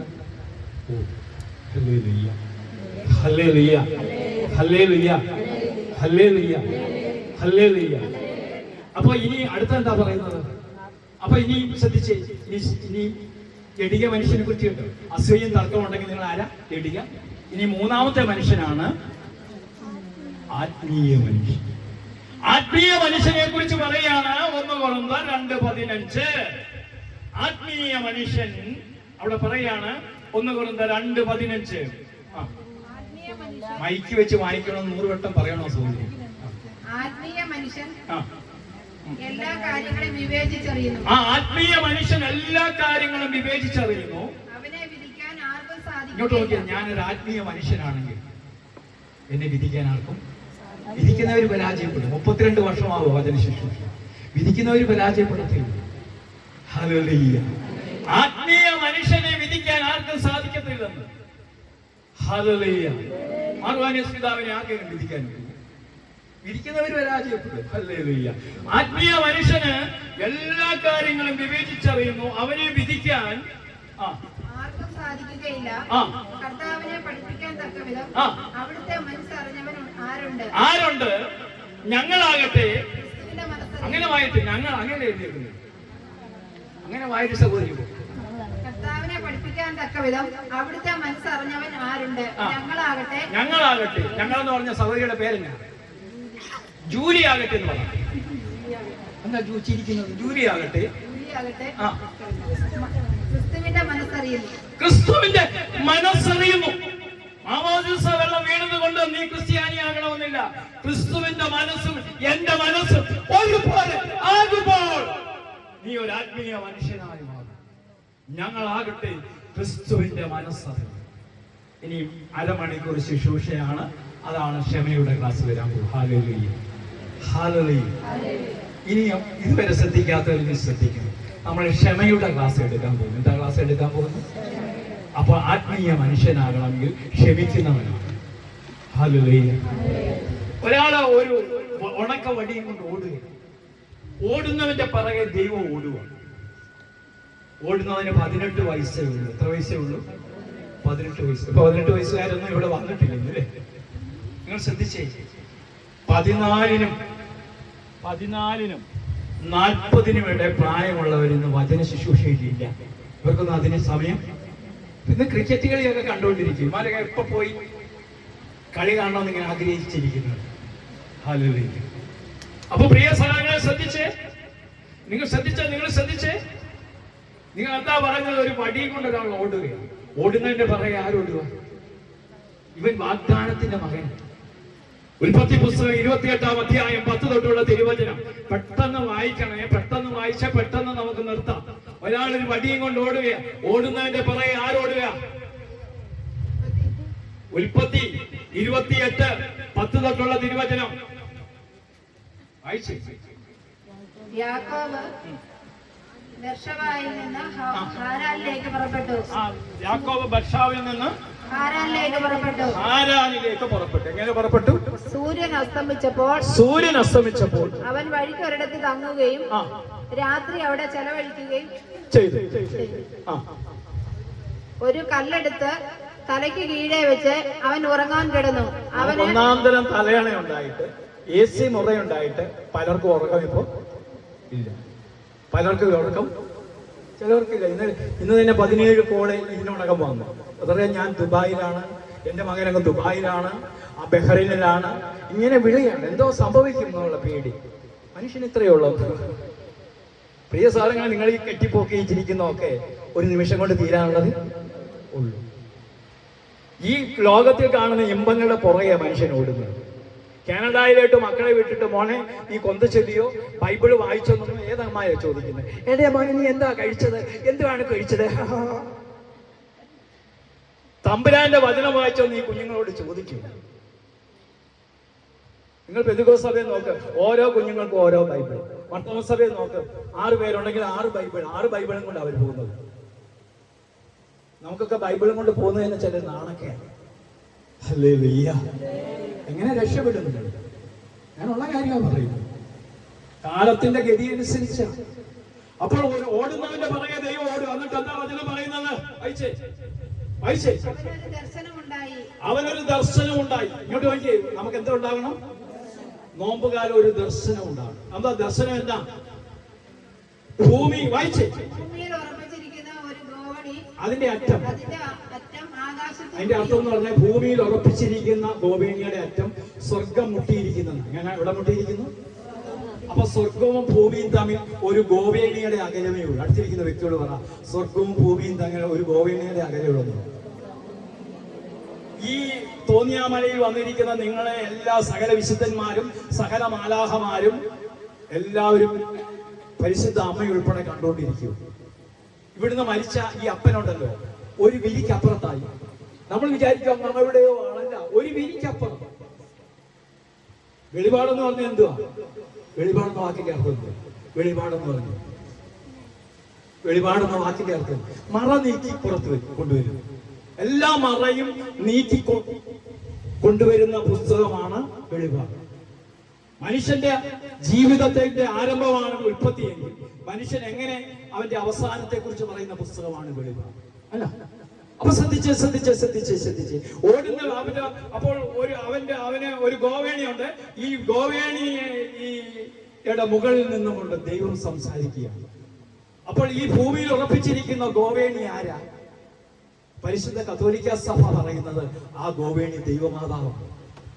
നിന്നെ സ്വർഗത്തിലേക്ക് കൂട്ടിക്കൊണ്ടു പോകുന്ന ഗോവേണിയുടെ പേരാണ് പരിശുദ്ധ അമ്മ. കാനാ തൊട്ട് കാൽവരി വരെ അവിടെ ഉണ്ട്. കാനാ തൊട്ട് കാൽവരി വരെ ആരുണ്ട്? ഇതാ നിന്റെ അമ്മ. ആരാണ് എന്റെ അമ്മ? നിന്റെ സഹനം വരുമ്പോൾ, വേദന വരുമ്പോൾ നിന്റെ കൂടെ നിൽക്കുന്നവളാണ് അമ്മ. ലോകത്തിലെ എല്ലാ അമ്മമാരും ഓടിയാലും ഒരമ്മയെ ഓടത്തില്ല. ഹല്ലേലൂയ. അപ്പൊ ശ്രദ്ധിച്ച് എന്താ വചനം പറയുന്നത്? ആ സ്വർഗം മുട്ടിയിരുന്നു ഗോവേണിയുടെ മുകളിൽ നിന്നുകൊണ്ട്. ആകാശത്ത് മുട്ടിയിരുന്നു. ദൈവദൂതന്മാർ അതിലൂടെ കയറുകയും ഇറങ്ങുകയും ചെയ്തുകൊണ്ടിരുന്നു. ഗോവേണിയുടെ മുകളിൽ നിന്നുകൊണ്ട് കർത്താവ് അരുളി ചെയ്തു, ഞാൻ നിന്റെ പിതാവായ അബ്രഹാത്തിന്റെയും ഇസഹാക്കിന്റെയും ദൈവമായ കർത്താവാണ്. എന്താ സൗകര്യം അങ്ങനെ പറയാൻ കാര്യം? എന്നെ എല്ലാവരും നോക്കിക്കേ. ഞാൻ നിന്റെ പിതാവായ അബ്രഹാത്തിന്റെ ഇസഹാക്കിന്റെ ദൈവത്തിന് പറയാം ഞാൻ യഹോവയാണ്, ഞാൻ ദൈവമാണെന്നല്ലോ പറയുന്നത്. ദൈവം എന്താ ഈ പേര് ചേർത്ത് പറയുന്നത്? പ്രിയ സഹോദരങ്ങളെ, നിന്റെ അപ്പന്റെ അബ്രഹാത്തിന്റെ നിന്റെ വല്യപ്പന്റെ നിന്റെ അപ്പന്റെ ദൈവമാണ് ഞാൻ. കാരണം എന്നാ? നിന്റെ പേരിൽ കൂടി നിന്റെ ദൈവം ഇന്ന് അറിയപ്പെടാൻ ആഗ്രഹിക്കുന്നു. പ്രിയ സഹോദരങ്ങളെ, അബ്രഹാത്തിന്റെ ഇസഹാക്കിന്റെയും ദൈവം എന്ന് പറഞ്ഞാൽ നിന്റെ പേരിൽ കൂടി നിന്റെ ദൈവം ഇന്ന് അറിയപ്പെടാൻ ആഗ്രഹിക്കുന്നു. കരമയത്തി 3 ഹല്ലേലൂയ പറഞ്ഞു. നിന്റെ പേരിൽ കൂടി. സൗര്യയുടെ പേരിന് ജൂലിയുടെ ദൈവമാണ്. ആരുടെ ദൈവമാണ്? സൂസമ്മയുടെ ദൈവമാണ്. നമ്മുടെ പേരിന് ഗ്രേസിയുടെ ദൈവമാണ്. നമ്മുടെ പേരിന് തങ്കമ്മയുടെ ദൈവമാണ്. തങ്കമ്മ എന്ന് പറഞ്ഞാൽ തന്നെ നല്ലൊരു തങ്കമ്മയല്ലേ. പഴയ പേരുകളുടെ തങ്കമ്മ, ഇപ്പോഴത്തെ പേരൊന്നും പിടികിട്ടത്തില്ല. അപ്പൊ ശ്രദ്ധിക്കുക, ഞാൻ ആരുടെ ദൈവമാണ്? തങ്കമ്മയുടെ ദൈവമാണ്. അപ്പൊ ബൈബിളിൽ പറയാൻ ഞാൻ നിന്റെ ദൈവമാണ്. തുറന്നു വചനം കിടക്കുകയാണ്, പറയുകയാണ് ദൈവമായ കർത്താവാണ്. നീ കിടക്കുന്ന ഈ മണ്ണ് നിനക്ക് നിന്റെ സന്തതികൾക്ക് ഞാൻ നൽകും. 1 സെന്റ് സ്ഥലമില്ലാത്തവനോടാ പറയുന്നത്. ഈ കിടക്ക് ഒരൊക്കെ ഉണക്കവട്ടി മാത്രമേ ഉള്ളൂ. ഏശാവിനെ ഭയപ്പെട്ട് ഓടുകയാണ്. കാരണം എന്താ? പൈസ കൊടുത്ത് ചേട്ടവകാശം തട്ടിപ്പറിച്ചു. പക്ഷെ ഇവൻ വാഗ്ദാനത്തിന്റെ സന്തതിയാണ്. ദൈവം പറഞ്ഞ പൈസ കൊടുത്ത് ചേട്ടവകാശം തട്ടിപ്പറിക്കാൻ. രണ്ടാമതെന്ത് ചെയ്തു? അമ്മ റബേക്ക കൗശലത്തോടുകൂടി ഏശാവിന്റെ ഡ്രസ്സൊക്കെ ധരിപ്പിച്ച്, ഡ്രസ്സൊക്കെ ധരിപ്പിച്ച് ഇസഹാക്കിന്റെ അനുഗ്രഹം ജ്യേഷ്ഠാവകാശം തട്ടിയെടുത്തു. ഈ 2 അനുഗ്രഹം തട്ടിയെടുത്തപ്പോൾ ഏശാവ് പറഞ്ഞു, ഇനി അവനെ കണ്ടാൽ ഞാൻ കൊല്ലും. അതുകൊണ്ടാണ് ഇവൻ ഓടുന്നത്. പക്ഷെ ഇവൻ വാഗ്ദാനത്തിന്റെ സന്തതി. എവിടെ വാഗ്ദാനം കിടക്കുന്ന? ഉൽപ്പത്തി 25, 23 വായിക്കണം. അവിടെ ഒരു അടയാളം വെച്ചിട്ട് ഉൽപ്പത്തി 25, 23 പെട്ടെന്ന് വായിച്ച്. ഉൽപ്പത്തി 25, 23 പെട്ടെന്ന് വായിക്കും. രണ്ട് വംശങ്ങളാണ് നിന്റെ ഉദരത്തിലുള്ളത്. ആദ്യത്തെ സ്കാനിങ് നടത്തുന്ന ദൈവം പറയുവാണ്. ഇന്നത്തെ ഡോക്ടർമാർ പറയുന്നതിനേക്കാൾ ഇതായിട്ടാണ് പറയുന്നത്. 2 വംശങ്ങളാണ് നിന്റെ ഉദരത്തിൽ വളരുന്നത്. നിന്നിൽ നിന്ന് പിറക്കുന്നവർ 2 ജനതകളായി പിരിയും. ഒന്ന് മറ്റേതിനേക്കാൾ ശക്തമായിരിക്കും. മൂത്തവൻ ഇളയവന് ദാസ്യവൃത്തി ചെയ്യുമെന്ന് കണ്ടോ? അപ്പൊ നമ്മളെ യജമാനന്മാരുടെ മക്കളാ. മറ്റവര് ദാസ്യവൃത്തി ചെയ്യുമെന്ന് വചനം എഴുതി വെച്ചിരിക്കുക. അതിന് മാറ്റമുണ്ടോ? മാറ്റമില്ല. അപ്പോൾ ഈ ഓടുന്നവനെ ആർക്കറിയാം? ദൈവത്തിന്. അതുകൊണ്ട് അവനോട് പറയുകയാണ്, ദർശനത്തിൽ പറയുകയാണ്, അബ്രഹാത്തിന്റെയും ഇസഹാക്കിന്റെയും യാക്കോബിന്റെയും ദൈവമാണ്. എന്നിട്ട് തുടർന്നെന്താ വചനം പറയുന്നത്? വായിച്ച ഉൽപ്പത്തി 22 വരിക. വായിച്ചേ. എല്ലാം പോയോ? റിലേ പോയോ? അബ്രഹാത്തിന്റെയും ഇസഹാക്കിന്റെയും ദൈവമാണ്. ഉൽപ്പത്തി 28. എന്റെ സഹോദരി അവിടെ തൊട്ടാണ് വായിക്കുന്നത്. 28, 11 കഴിഞ്ഞ് 12, 15 വരെ വായിച്ചത്. ഞാൻ നിന്റെ പിതാവായ അബ്രഹാത്തിന്റെയും ഇസഹാക്കിന്റെയും ദൈവമാണ്. ദൈവമായ കർത്താവാണ്. നീ കിടക്കുന്ന ഈ മണ്ണ് നിനക്ക് നിന്റെ സന്തതികൾക്ക് നിനക്ക് ഞാൻ നൽകും. നിന്റെ സന്തതികൾ ഈ ഭൂമിയിലെ പൂഴി പോലെ നിന്റെ സന്തതികൾ ഈ ഭൂമിയിലെ പൂഴി പോലെ എണ്ണമറ്റതാകും. എണ്ണമറ്റതാകും. കിഴക്കോട്ടും കിഴക്കോട്ടും പടിഞ്ഞാറോട്ടും തെക്കോട്ടും നിങ്ങൾ വ്യാപിക്കും. ഇങ്ങോട്ട് നോക്കി, കത്തോലിക്ക സഭ ഇല്ലാത്ത ഒരു സ്ഥലമുണ്ടോ എവിടെയെങ്കിലും? വ്യാപിക്കും. അയച്ചു. നിന്നിലൂടെയും നിന്റെ സന്തതികളിലൂടെയും ഭൂമിയിലെ ഗോത്രങ്ങളെല്ലാം അനുഗ്രഹിക്കപ്പെടും. ഈ 12 ഗോത്രങ്ങളും 12 ഗോത്രം എന്ന് പറഞ്ഞാൽ ഭൂമിയിൽ യാക്കോബിന്റെ ഗോത്രസംഖ്യയാണ് 12. ആ ഗോത്രസംഖ്യ അനുസരിച്ച് 12 ശിഷ്യന്മാർ. അതിലൊരു ശിഷ്യൻ തോമസ് ലീഹ ഭാരത മണ്ണിൽ വന്നു. ഭാരതം അനുഗ്രഹിക്കപ്പെടും. നിന്നിലൂടെ കണ്ടോ, വാഗ്ദാനമാണ്. നിന്നിലൂടെ ഈ സന്തതിക്ക് ഭൂമി മൊത്തം. തോമസ് ലീഹ ഭാരത മണ്ണിൽ വന്നു. ഭാരതം അനുഗ്രഹിക്കപ്പെട്ടു. അതുകൊണ്ടാണ് ക്രിക്കറ്റിലെ ഇതാ 2 സെമി ഫൈനലിൽ ഫൈനൽ വരെ എത്തിച്ച സഞ്ജു സാംസൺ മുട്ടിന്മേൽ നിന്ന് കുരിശു വരച്ചു. 50 കോടി ജനങ്ങൾ ലോകം മൊത്തം കണ്ടു. ഇതൊരു സാക്ഷ്യം. 50 കോടി ജനങ്ങൾ ലോകം മൊത്തം കണ്ടു. ഹല്ലേലൂയ. സ്വരമുയർത്തി ഹല്ലേലൂയ. പ്രിയ സഹോദരങ്ങളെ, തുടർന്ന് വചനം പറയുന്നു, വായിച്ചേ. ഇതാ ഞാൻ നിന്നോട് കൂടെയുണ്ട്. ഇതാ ഞാൻ നിന്നോട് കൂടെയുണ്ട്. നീ പോകുന്നിടത്തെല്ലാം ഞാൻ നിന്നെ കാത്തു. നീ എവിടെല്ലാം പോയാലും നിന്നെ ഞാൻ ഇടത്ത് മരത്തിരിക്കുന്ന കൂടപ്പറപ്പിനോട് പറഞ്ഞ് കൂടപ്പറപ്പെ കാത്തു രക്ഷിക്കുമെന്ന് പറഞ്ഞു. നിനക്ക് യാതൊരു കുഴപ്പം കൂടാതെ നിന്നെ ഞാൻ അഞ്ചൽ കോളേജിൽ ഇവിടുന്ന് മോള് പോകുമ്പോൾ അവളെ ആര് കാത്തു രക്ഷിക്കും? അച്ഛന് ദിവസവും 11 കിലോമീറ്റർ ദൂരം കാറിൽ വരുമ്പോൾ അച്ഛനെ ആര് കാത്തു രക്ഷിക്കും? അപ്പൊ പ്രിയ സഹോദരങ്ങൾ, നിന്നെ ഞാൻ കാത്തു രക്ഷിക്കും. ഞാൻ നിന്നെ കാത്തു രക്ഷിക്കും. നിന്നെ ഈ നാട്ടിലേക്ക് തിരികെ നിനക്കൊരു തിരിച്ചുവരവുണ്ട്. നിന്നോട് പറഞ്ഞതൊക്കെ നീ ആഗ്രഹിക്കുന്നതൊക്കെ നിറവേറ്റുന്നത് വരെ എന്റെ സഹോദരി ഗ്രേസി, ഇങ്ങോട്ട് നോക്ക്, എന്നെ നോക്ക്. ഗ്രേസി ആഗ്രഹിക്കുന്നതൊക്കെ നിറവേറുന്നത് വരെ നിന്റെ ദൈവം നിന്നെ കൈവിടില്ലെന്ന് വാഗ്ദാനം. ഈ ബൈബിളിലെ വലിയൊരു വാഗ്ദാനമാണ്. പ്രിയ സഹോദര, നീ ആഗ്രഹിക്കുന്നതൊക്കെ നിറവേറുന്നവരെ എന്റെ എന്ന് വലതുകരമയത്തിൽ പറഞ്ഞ് കണ്ണടച്ചിട്ട് പറഞ്ഞ്, ഞാൻ ആഗ്രഹിക്കുന്നതൊക്കെ നിറവേറുന്നത് വരെ എന്റെ ദൈവം എന്നെ കൈവിടുകയില്ല. ഇന്ന് പലരുടെ ആഗ്രഹങ്ങൾ സഫലീകരിക്കുന്ന ദിവസമാണ്. ഈ വചനത്തെ എന്ന് പറഞ്ഞ് നീ ആഗ്രഹിക്കുന്നതൊക്കെ, നിന്നോട് പറഞ്ഞതൊക്കെ നിറവേറുന്നത് വരെ ഇതാ സൂസമ്മേ, തങ്കമ്മേ, നിന്നെ ഞാൻ കൈവിടില്ല. ഞാൻ ഇതൊക്കെ പറയുന്നെങ്കിൽ നിങ്ങൾ ഓരോരുത്തരുടെ പേരിലാണ് പറയുന്നത്. നിന്റെ ദൈവം നിന്നെ ആരൊക്കെ കൈവിട്ടാലും നിന്റെ ദൈവം. അതുകൊണ്ടാണ് സാധു കച്ചുദേശി പാടിയത്, അപ്പനും അമ്മയും വീടും ധനങ്ങളും വസ്തുസുഖങ്ങളും കർത്താവത്രേ, പൈതൽ പ്രായം മുതൽ ഇന്നേ വരെ എന്നെ പോറ്റി പുലർത്തിയ ദൈവം മതി. അത് മതിയെന്ന് കുഞ്ഞെ, അത് നിനക്കത് മതി. ഇരുമുറുക്കത്തിലിരിക്കുക, കഞ്ഞി എപ്പം കിട്ടുമെന്ന് വിചാരിച്ചോണ്ട്. അത് മതി.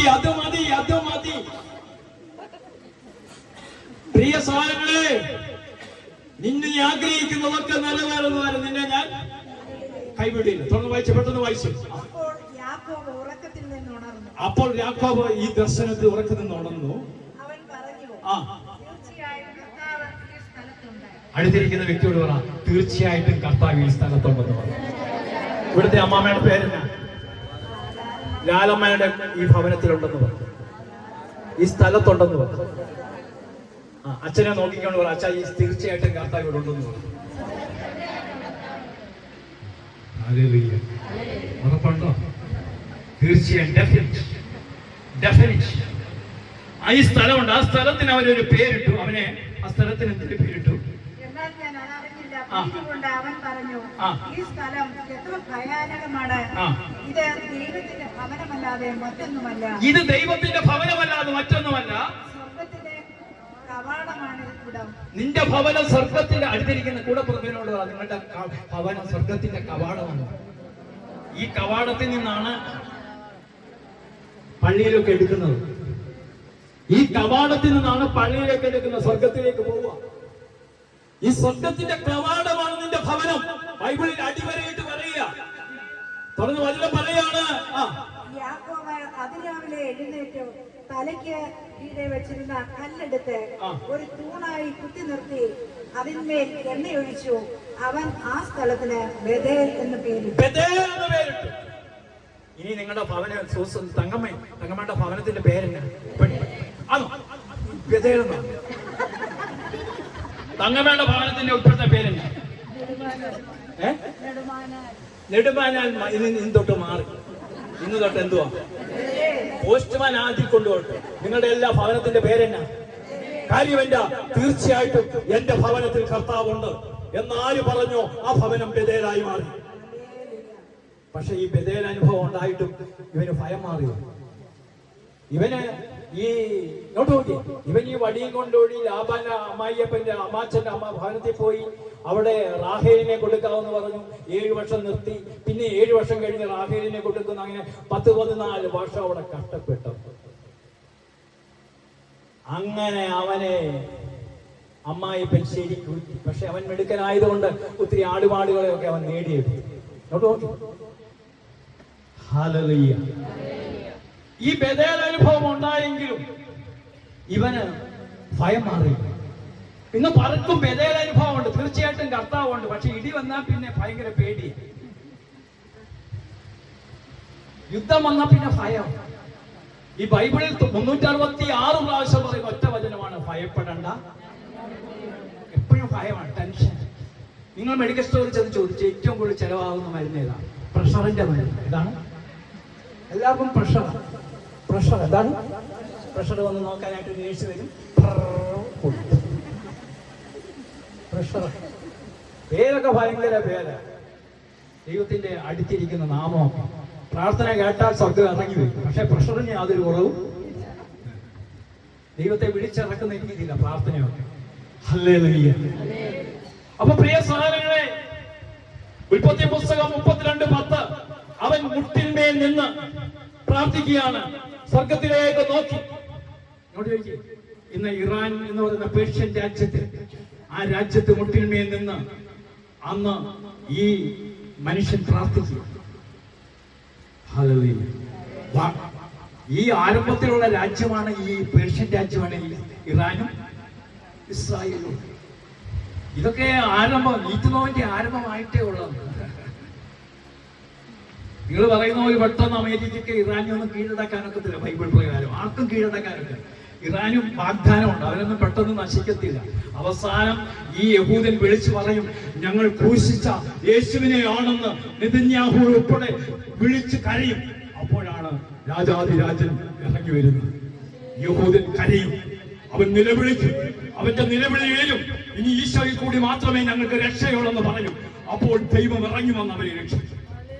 അതാണ് ഹല്ലേലൂയ. അതിനെ കുറിച്ചൊക്കെ സക്രിയ പ്രവചനമുണ്ട്, എടുക്കാൻ തീരെ സമയമില്ല, അതുകൊണ്ടാണ് എടുക്കാത്തത്. ഹല്ലേലൂയ. അപ്പൊ ഉൽപ്പത്തി 32:10 പെട്ടെന്ന് വായിച്ചേ. അവൻ മുട്ടിന്മേൽ നിന്ന് പ്രാർത്ഥിക്കുകയാണ്, ഇതാ ഈ ദാസനോട് കാണിച്ച കാരുണ്യത്തിന് വിശ്വസ്തയും. ഞാൻ എനിക്ക് ബെസൂലിയസ് പിതാവ് എന്റെ അച്ഛന്റെ പെങ്ങളെയാണ് ബെസൂലിയസ് പിതാവിന്റെ ജ്യേഷ്ഠൻ വിവാഹം കഴിച്ചത്. ഉള്ളന്നൂര് പന്തളം. ഉള്ളന്നൂർ അറിയാം നിങ്ങൾ, 18 രൂപയിൽ അവിടെയാണ്. അവിടെ ആ കുടുംബമൊക്കെ അച്ഛൻ്റെ പെങ്ങളുടെ മക്കളാണ് നോക്കുന്നത്. കൊച്ചു മോനും വലിയ മോനും എന്നൊക്കെ പറയും. വലിയമോ മരിച്ചുപോയി. അപ്പൊ ഞാൻ വളരെ 10ാം ക്ലാസ്സിൽ തൊട്ട് തന്നെ എൻ്റെ ഈ സാക്ഷ്യം നിങ്ങൾക്ക് കേൾക്കണമെങ്കിൽ ഷെക്കീന ടെലിവിഷനിൽ തീ പിടിപ്പിക്കുന്നവരെന്ന് അടിച്ചു കൊടുത്താൽ മതി. അപ്പൊ വർഗീസ് മാവേലിക്ക് തെളിഞ്ഞു വരും. അപ്പൊ അതിനകത്തുണ്ട്. അപ്പൊ നിരീശ്വരവാദ പ്രസ്ഥാനത്തിന്റെ പുറകെ പോയതാണ്. ബെസൂലിയസ് പിതാവ് ബത്തേരി രൂപതായ പിതാവായിരിക്കുമ്പോൾ എൻ്റെ അപ്പൻ പറഞ്ഞു, പിതാവ് വന്നപ്പോൾ പിതാവിനോട് പറഞ്ഞു, പിതാവിന്റെ പാട്ടിന് പോകാൻ പറഞ്ഞു, വേദനിപ്പിച്ചു. അന്ന് പിതാവിന്റെ കയ്യിൽ ജോൺ പൊട്ടാണ്ടവൻ മാർപ്പാപ്പ കൊടുത്ത ഒരു റോസ് ജപമാലയാണ്. ആ ജപമാല ഉയർത്തിപ്പിടിച്ചിട്ട് പറഞ്ഞു, നീ സഭയ്ക്ക് ഒരു അനുഗ്രഹമാകാൻ അധികാരമൊന്നും.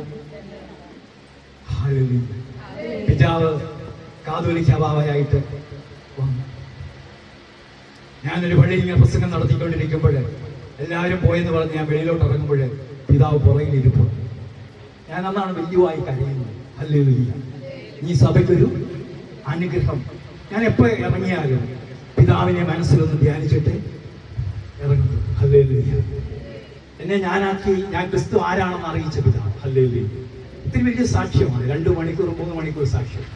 അത് നിങ്ങൾ ഷെക്കീന ടെലിവിഷനിൽ നടിച്ചാൽ മതി. തീ പിടിപ്പിക്കുന്നവർ ഒന്ന് അടിച്ചു കൊടുത്താൽ നിങ്ങൾക്ക് കിട്ടും കേട്ടോ. അല്ലെങ്കിൽ നിങ്ങൾ ഞാൻ അച്ഛന് അയച്ചു കൊടുക്കാം. അച്ഛന് അത് നിങ്ങൾക്ക് ഫോർവേഡ് ചെയ്യും കേട്ടോ. ഹല്ലേലൂയ. ശരമിയത്തി ഹല്ലേലൂയ. അപ്പൊ നമുക്ക് സമയമില്ല. അപ്പൊ ഈ അങ്ങേ ദാസനോട് കാണിച്ച കാരുണ്യത്തിന് വിശ്വസ്തതയ്ക്ക് ഞാൻ ഒട്ടും അർഹനല്ല. കേവലം ഒരു ഉണക്ക വടിയും കൊണ്ടാണ് ഞാൻ ഓടിയത്. ഇപ്പോൾ ഇതാ ഞാൻ 2 ഗണമായി വർദ്ധിച്ചിരിക്കുന്നു. എന്റെ സഹോദരനായ ഏസാവിന്റെ കയ്യിൽ നിന്ന് എന്നെ രക്ഷിക്കണമെന്ന് ഞാൻ അങ്ങയോട് പ്രാർത്ഥിക്കുന്നു. അല്ലെങ്കിൽ അവൻ വന്ന് എന്നെയും കുഞ്ഞുങ്ങളെയും അമ്മമാരെയും നശിപ്പിക്കുമെന്ന് ഞാൻ ഭയപ്പെടും. ഈ ഭയം അവന്റെ ഉള്ളിൽ കിടക്കുക. അതുകൊണ്ട് ദൈവമേ നീ എന്നെ രക്ഷിക്കും. ലാബാനാണെങ്കിൽ പുറകെ ഓടി വരിക. എന്താ ലാബാനോട് ദൈവം പറഞ്ഞു, അവനോട് അധികമൊന്നും പറയരുത്. ലാബാൻ ഇവന്റെ പുറകെ ഓടി വരിക. ഉൽപ്പത്തി പുസ്തകം 31, 41, 42 വചനം. 41, 42 വചനം. ഉൽപ്പത്തി 31, 41, 42 വചനം ഒന്ന് പെട്ടെന്ന് വായിച്ചു. 20 കൊല്ലം ഞാൻ അങ്ങയുടെ വീട്ടിലായിരുന്നു. കണ്ടോ, ലാബാൻ പലരോട് പറയാം, അമ്മായിപ്പനോട് പറയാം, 20 കൊല്ലം ഞാൻ അങ്ങയുടെ വീട്ടിലായിരുന്നു. 14 കൊല്ലം അങ്ങയുടെ 2 പെൺമക്കൾക്ക് വേണ്ടിയും 6 കൊല്ലം ആടുകൾക്ക് വേണ്ടിയും ഞാൻ വേല ചെയ്തു. 10 തവണ അങ്ങ് എന്റെ കൂലിയിൽ മാറ്റം വരുത്തി. ഈ 10 തവണ എന്റെ കൂലി 100 രൂപ കിട്ടിയടുത്ത് 90 രൂപയാക്കി, 80 രൂപയാക്കി, 70 രൂപ കുറച്ചു കൊണ്ടുവന്നു. എന്റെ പിതാവായ അബ്രഹാത്തിന്റെ ദൈവവും ഇസഹാക്കിന്റെ ഭയവുമായവൻ എന്റെ വലത്തുഭാഗത്തില്ലായിരുന്നുവെങ്കിൽ എന്റെ ഭാഗത്തില്ലായിരുന്നു ചാക്കോച്ചൻ വായിക്കുന്നത് വായിക്കുന്നത് എന്റെ ഭാഗത്തില്ലായിരുന്നെങ്കിൽ അങ്ങനെ വെറും കൈയോടെ പറഞ്ഞു വിടുമായിരുന്നു. ദൈവം എന്റെ കൂടെ ഉള്ളത് കൊണ്ടാണ് എനിക്കില്ല ഈ സമ്പത്തെല്ലാം തന്നത്. പക്ഷെ ഈ സമ്പത്തെല്ലാം ഉണ്ട്. നോക്ക്, 2 ഭാര്യമാര്, 11 മക്കള്, 12-ാമനായില്ല. പക്ഷേ ഇതെല്ലാം ഉണ്ടായിട്ട് സ്വസ്ഥതയില്ല. നേടിയെടുത്തത് കൊണ്ടൊന്നും. അപ്പൊ സ്വസ്ഥത കിട്ടാൻ വേണ്ടി അവൻ ഓടി. ഉൽപ്പത്തി പുസ്തകം 32:22 യാബോക്ക് എന്ന് പറയുന്ന പുഴയുടെ തീരത്ത് വന്നു. വന്നിട്ട് അവൻ എന്തെടുത്തു? ഉൽപ്പത്തി 32:22 പെട്ടെന്ന് വായിക്കും. ആ രാത്രി തന്നെ യാക്കോബ് 2 ഭാര്യമാരെയും 2 പരിചാരികമാരെയും 11 മക്കളെയും കൂട്ടിക്കൊണ്ട് യാക്കോബ് എന്ന കടവ് കടന്നു. യാക്കോബ് എന്നാണോ അത് കടവ്?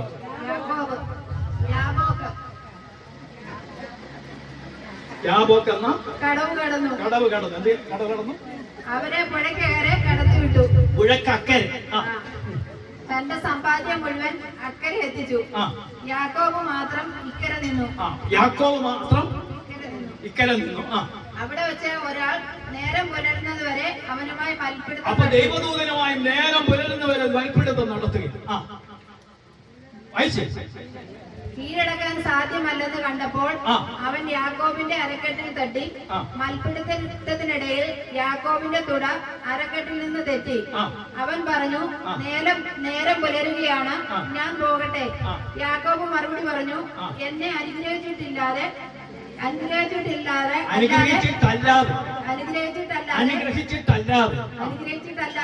അങ്ങയെ ഞാൻ വിടുകയില്ല. നീ എന്നെ അനുഗ്രഹിക്കാതെ നിങ്ങൾ ഈ തോന്നിയാമല പള്ളിയിൽ പോകുമ്പോ കുർബാനയ്ക്ക് പറയണം, ഈശോയെ എന്നെ അനുഗ്രഹിക്കാതെ ഞാൻ ഈ പള്ളിയിൽ നിന്ന് ഇതിനാ പോകും. അവന്റെ പേരാണ് ഇസ്രായേൽ. നീ എന്നെ അനുഗ്രഹിക്കല്ലാതെ നീ അനുഗ്രഹം ബലം പ്രയോഗിച്ച് മേടിക്കുന്നവന്റെ പേരാണ് ക്രൈസ്തവൻ. നീ എന്നെ അനുഗ്രഹിക്കാതെ ഞാൻ വിടുകയില്ല. അവൻ ചോദിച്ചു, നിന്റെ പേരെന്താണ്? ഇങ്ങോട്ട് നോക്കി. എന്താ മോനെ, നിന്നെ ഞാൻ അനുഗ്രഹിക്കും. 20 വർഷങ്ങൾക്ക് മുമ്പ് നീ നിന്റെ അപ്പനോട് ഒരു കള്ളപ്പേര് പറഞ്ഞു. അപ്പൻ ചോദിച്ചു, മോനെ നിന്റെ പേരെന്താ? അപ്പ ഞാൻ ഏശാവാണ്. അതുകൊണ്ട് ദൈവം ചോദിച്ചു, എടാ നീ ഒറിജിനലാണോ ഡ്യൂപ്ലിക്കേറ്റ് ആണോ? നിനക്ക് ഞാൻ അനുഗ്രഹം തരാം, പക്ഷെ ഒറ്റ കണ്ടീഷൻ, നിന്റെ പേരെന്താണ്? ഈ ചോദിക്കുന്നവൻ ആരാ? നിന്റെ പേര് ഉള്ളം കയ്യിൽ രേഖപ്പെടുത്തിയാലും ലോകത്തിലെ 800 കോടി ജനങ്ങളുടെ പേര് ഉള്ളം കയ്യിൽ രേഖപ്പെടുത്തിയവൻ എപ്പോഴും കണ്ടുകൊണ്ടിരിക്കുന്നവൻ, നിന്റെ കൈയാണ് നിന്റെ കണ്ണിനോട് ചേർത്ത് പിടിക്കാവുന്ന അവയോ. എപ്പോഴും നിന്നെ കാണുന്ന ഒരു ദൈവം നിന്നോട് ചോദിക്കുകയാണ്, നിന്റെ പേരെന്താ? ജൂലി, നിന്റെ പേരെന്താ? കള്ളപ്പേര് കൊണ്ടാണോ നീ അറിയപ്പെടുന്നത്? കപടനാട്യമാണോ? വചനം വായിക്കുമ്പോഴെന്നും ജീവിതം മറ്റൊന്നാണോ? നിന്റെ പേരെന്താണ്? അപ്പൊ എന്ത് പറഞ്ഞു? അവൻ പേര് പറഞ്ഞു. എന്ത് പറഞ്ഞു? യാക്കോബ് എന്ന് പറഞ്ഞു. വായിച്ചു. എന്നെ അനുഗ്രഹിച്ചിട്ടല്ലാതെ ഞാൻ എന്നെ വിടുകയില്ല. അവൻ ചോദിച്ചു, നിന്റെ പേരെന്താണ്? യാക്കോബ്. അവൻ മറുപടി പറഞ്ഞു. അപ്പോൾ അവൻ പറഞ്ഞു, ഇനിമേൽ നീ യാക്കോബ് എന്നല്ല അറിയപ്പെടുന്നത്, ഇസ്രായേൽ. ഇസ്രായേൽ എന്ന് പറഞ്ഞ ഒരു രാജ്യം. ഈ തോന്നിയാമലയിൽ നീ തോന്നിയാമല എന്ന് പറയുന്ന സ്ഥലത്ത് ഒതുങ്ങത്തില്ല, പത്തനംതിട്ട ഒതുങ്ങത്തില്ല. നീ ഒരു രാജ്യമായി മാറണം. അതാണ് ക്രിസ്ത്യാനി. നീ ഒരു ക്രിസ്ത്യാനിയാണ്, ഒരു പുളിമാവാണ്. അപ്പൊ പ്രിയ സഹോദരങ്ങളെ, നീ ഒരു നിസ്സാരക്കാരനല്ല ക്രൈസ്തവ. നീ മുട്ടിന്മേൽ നിന്ന് പ്രാർത്ഥിച്ച തീരാവുന്ന പ്രശ്നങ്ങളേ ഉള്ളൂ ലോകത്തിൽ. 10 ക്രിസ്ത്യാനികൾ മുട്ടിന്മേൽ നിന്ന് പ്രാർത്ഥിച്ച തീരാവുന്ന യുദ്ധമേ ഉള്ളൂ ലോകത്തിൽ. അതിനൊന്നും നിനക്ക് തയ്യാറല്ല. അപ്പൊ ശ്രദ്ധിച്ചേ, നിന്റെ പേര് നീ എന്താ? ഇസ്രായേൽ എന്നാണ്. നീ ഒരു രാജ്യം എന്ന് പറഞ്ഞാൽ ദൈവത്തിന്റെ അനുഗ്രഹം നീ തരാതെ ഞാൻ ഇവിടെ നിന്ന് തോന്നിയാമല സെന്റ് മേരീസ് പള്ളിയിൽ നിന്ന് പോയില്ല. അങ്ങനെ തുറന്ന് വായിച്ചു. വിളിക്കപ്പെടും, കാരണം ദൈവത്തോടും മനുഷ്യരോടും നീ മല്ലിട്ട് ജയിച്ചിരിക്കുന്നു. യാക്കോബ് അവനോട് പറഞ്ഞു, അങ്ങയുടെ പേര് എന്നോട് പറയണം. അങ്ങയുടെ പേര് എന്നോടൊന്ന് പറയണം. അപ്പൊ ദൈവം എന്ത് പറഞ്ഞു? എന്തിനാണ് നീ എന്റെ പേരറിയുന്നത്? എന്തിനാണ് എന്റെ പേരറിയുന്നത്? ചോദിച്ചു. അവിടെ വെച്ച് അവൻ യാക്കോബിനെ അനുഗ്രഹിച്ചു. ദൈവത്തെ ഞാൻ മുഖത്തോട് മുഖം കണ്ടു, എന്നിട്ട് ഞാൻ ജീവനോടിരിക്കുന്നല്ലോ എന്ന് പറഞ്ഞുകൊണ്ട് യാക്കോബ് ആ സ്ഥലത്തിന് പെനുവേൽ. അപ്പൊ ഈ നോയമ്പിന് എന്താ അനുഭവം ഉണ്ടാവണം? പെനുവേൽ അനുഭവം. അപ്പൊ പെനുവേൽ അനുഭവം ഉണ്ടാവും. പെനുവേൽ അനുഭവം ഉണ്ടായപ്പോൾ എന്ത് സംഭവിച്ചു? അടുത്ത വചനം പറയുന്നു, അവൻ പെനുവേൽ കടന്നപ്പോഴേക്കും സൂര്യൻ ഉദിച്ചു, അന്ധകാരം മാറി, പ്രകാശം നിന്നിൽ ഉദിച്ചു. പെനുവേൽ കടന്നപ്പോ സൂര്യൻ ഉദിച്ചപ്പോൾ എന്തെടുത്തു? ഉൽപ്പത്തി 33-ാം അധ്യായം 1 തൊട്ടുള്ള തിരുവചനമാണ്. പെട്ടെന്ന് വായിച്ച് പെട്ടെന്ന് നിർത്താം. അവിടെ 5 അനുഗ്രഹങ്ങളാണ് നിങ്ങൾ കാണുന്നത്. ക്ഷമിക്കുന്ന മനുഷ്യനുണ്ടാകുന്ന 5 കാര്യങ്ങൾ. വായിച്ച് ഉൽപ്പത്തി 33-ന്റെ 1 തൊട്ടുള്ള തിരുവചനം. യാക്കോബ് തല ഉയർത്തി നോക്കിയപ്പോൾ ഏസാവ് 400 പേരുടെ അകമ്പടിയോടെ വരുന്നത് കണ്ടു. ഉടനെ യാക്കോബ് മക്കളെ വേർതിരിച്ച് ലെയായുടെയും റാഹേലിന്റെയും. ഇന്നലെ വരെ പേടിച്ചിരുന്ന സഹോദരനെ തേടിച്ചിരുന്നു. സഹോദരൻ എത്ര പേരുടെ അകമ്പടിയോടാണ് വരുന്നത്? നേരത്തെ ആയിരുന്നെങ്കിൽ എന്ത് ചെയ്തേനി? ജൂലി കിട്ടുന്ന വണ്ടിക്ക് കയറി പത്തനംതിട്ട ചെന്ന്, പത്തനംതിട്ട സൂപ്പർ ഫാസ്റ്റ് കയറി തിരുവനന്തപുരത്തേക്ക് വിട്ട് അവിടുന്ന് പ്ലെയിൻ കയറി അങ്ങ് ദുബായിക്ക് പോയി. അപ്പൊ അങ്ങനെ പോകാനൊക്കുവോ? ഇനി അങ്ങനെ പോകാനൊക്കുവോ? പോകാനൊക്കില്ല. 400 പേരുടെ അകമ്പടിയോടുകൂടി അവൻ വരുന്നത് കണ്ടു. യാക്കോബ് മക്കളെ വേർതിരിച്ച് ലെയായുടെയും റാഹേലിന്റെയും 2 പരിചാരികമാരുടെയും അടുക്കലാക്കി നിർത്തി. അവൻ പരിചാരികമാരെയും അവരുടെ മക്കളെയും മുൻപിലും ലെയായെയും മക്കളെയും അതിനു പുറകിലും റാഹേലിനെയും യോസഫിനെയും ഏറ്റവും പുറകിലും നിർത്തി. അവൻ അവരുടെ മുൻപേ നടന്നു. സഹോദരന്റെ അടുത്തെത്തുമ്പോൾ 7 തവണ എഴുന്നേറ്റ് 7 തവണ എന്ത് ചെയ്തു? നിലമുട്ടെ. നീ ഒന്ന് താണു. ഞാനിപ്പോ ഏശാവ്, നീ യാക്കോബ് ഒന്ന് വണങ്ങിക്കേണ്ടി. വണങ്ങിക്ക് ഒന്നുകൂടെ താണു. നിലമുട്ട എന്ന് പറഞ്ഞാൽ കമന്നടിച്ച് വീണു. ഇപ്പൊ കമന്നടിച്ച് വീണ ഇവിടെ മണ്ണൊക്കെ ആവും. അതുകൊണ്ട് ഞാൻ അങ്ങനെ കാണിച്ചു. എങ്ങനെ 7 1 2 7 തവണ 1 2 3 4 5 6 7. അപ്പോൾ ഓടിച്ചവനെ കെട്ടിപ്പിടിച്ച് ചുംബിച്ചു. ഇരു കവിളിൽ ഉമ്മ വെച്ചു. ഇന്നലെ വരെ ഭയന്നിരുന്ന, വെറുത്തിരുന്ന ഈ നോമ്പുകാലം, ഞാനിത് കാഞ്ഞിരപ്പുഴയിലെ 17 വർഷം മിണ്ടാതിരുന്ന 2 കുടുംബങ്ങൾ ഈ വചനം കേട്ട് വെല്ലുവായി കരഞ്ഞ് ഒരുമിച്ചു. പൗത്യ പിതാവിന്റെ സെക്രട്ടറി ആയിരുന്ന അച്ഛൻ പറയുകയാണ്, കരിസ്മാറ്റിക് ധ്യാനത്തിന്റെ മെച്ചമിതാണ്. ഇഷ്ടപ്പെടാത്ത ഒരു അച്ഛനാണ്. വർഷങ്ങൾക്ക് മുമ്പ് ഇരുന്ന അച്ഛനാണ്. അച്ഛനെ ഇപ്പൊ ആ ഇളങ്കുളപ്പള്ളി 1500 വീട്ടുകാരുടെ ഇളങ്കുളപ്പള്ളിയിൽ വികാരി. അവർ രണ്ടുപേരും എണ്ണിപ്പെടും കരഞ്ഞുകൊണ്ട്. അപ്പോൾ ഈ വചനം എന്ന് പറയുന്നത് യാക്കോവാകട്ടെ ഏശാവാകട്ടെ ചെന്ന് അവനെ കെട്ടിപ്പിടിച്ചു. അവനെ ഓടിച്ചെന്ന് കെട്ടിപ്പിടിച്ച് കരഞ്ഞു. ആത്മബന്ധം. ഇരുവരും കരഞ്ഞു. ഏശാവ് തലയുയർത്തി നോക്കിയപ്പോൾ സ്ത്രീകളെയും കുട്ടികളെയും കണ്ടു. കണ്ടോ, 20 വർഷത്തിനിടയിൽ ഇവന് 10-11 മക്കളായ കാര്യമൊക്കെ ഏശാവിന് അറിയാവും. ഈ സ്ത്രീകളെയും കുട്ടികളെയും ഒക്കെ കണ്ടു. അപ്പോൾ ഇങ്ങോട്ട് നോക്കിയേ, ക്ഷമിക്കുന്ന സ്നേഹം ബന്ധങ്ങൾ ശക്തിപ്പെടുത്തും. ആരോടും വെറുപ്പും വൈരാഗ്യവും ഇല്ല. ഇനി മതിലുകളില്ല. ഇവിടെ മതിലുകൾ ഇല്ല. ബന്ധങ്ങൾ ശക്തിപ്പെട്ടു. എന്നിട്ട് എന്തെടുത്തു? ഇരുവരും കരഞ്ഞു. ഇനി മൂന്നാമതായിട്ട് പറയുകയാണ്, നിന്റെ കൂടെ കാണുന്ന ഇവരൊക്കെ ആരാണ്? യാക്കോബ് മറുപടി പറഞ്ഞു, ഈ മകന്റെ അപ്പം വന്നിട്ടുണ്ടോ? ഇല്ല. അമ്മ വന്നിട്ടുണ്ടോ? അങ്ങി പോയി. പെട്ടെന്ന് ഒരു സമയമില്ല. പടവെന്ന് പറഞ്ഞു. മോന്റെ പേരെന്നാണ്? കെവിൻ. അപ്പോൾ എത്ര മക്കളാ ഉള്ളത്? 2 പേര്. മൂത്തവനാണ്. ഇളയവൻ എന്തി? നീയും പെട്ടെന്ന് വന്നാ പെട്ടെന്ന് ചെയ്യും. അപ്പൊ ഇരുവരും, ഈ 2 മക്കളും ഇങ്ങോട്ട് എന്റെ അടുക്കലോട്ട്. ദൈവം എനിക്ക് കനിഞ്ഞു തന്ന മകൻ.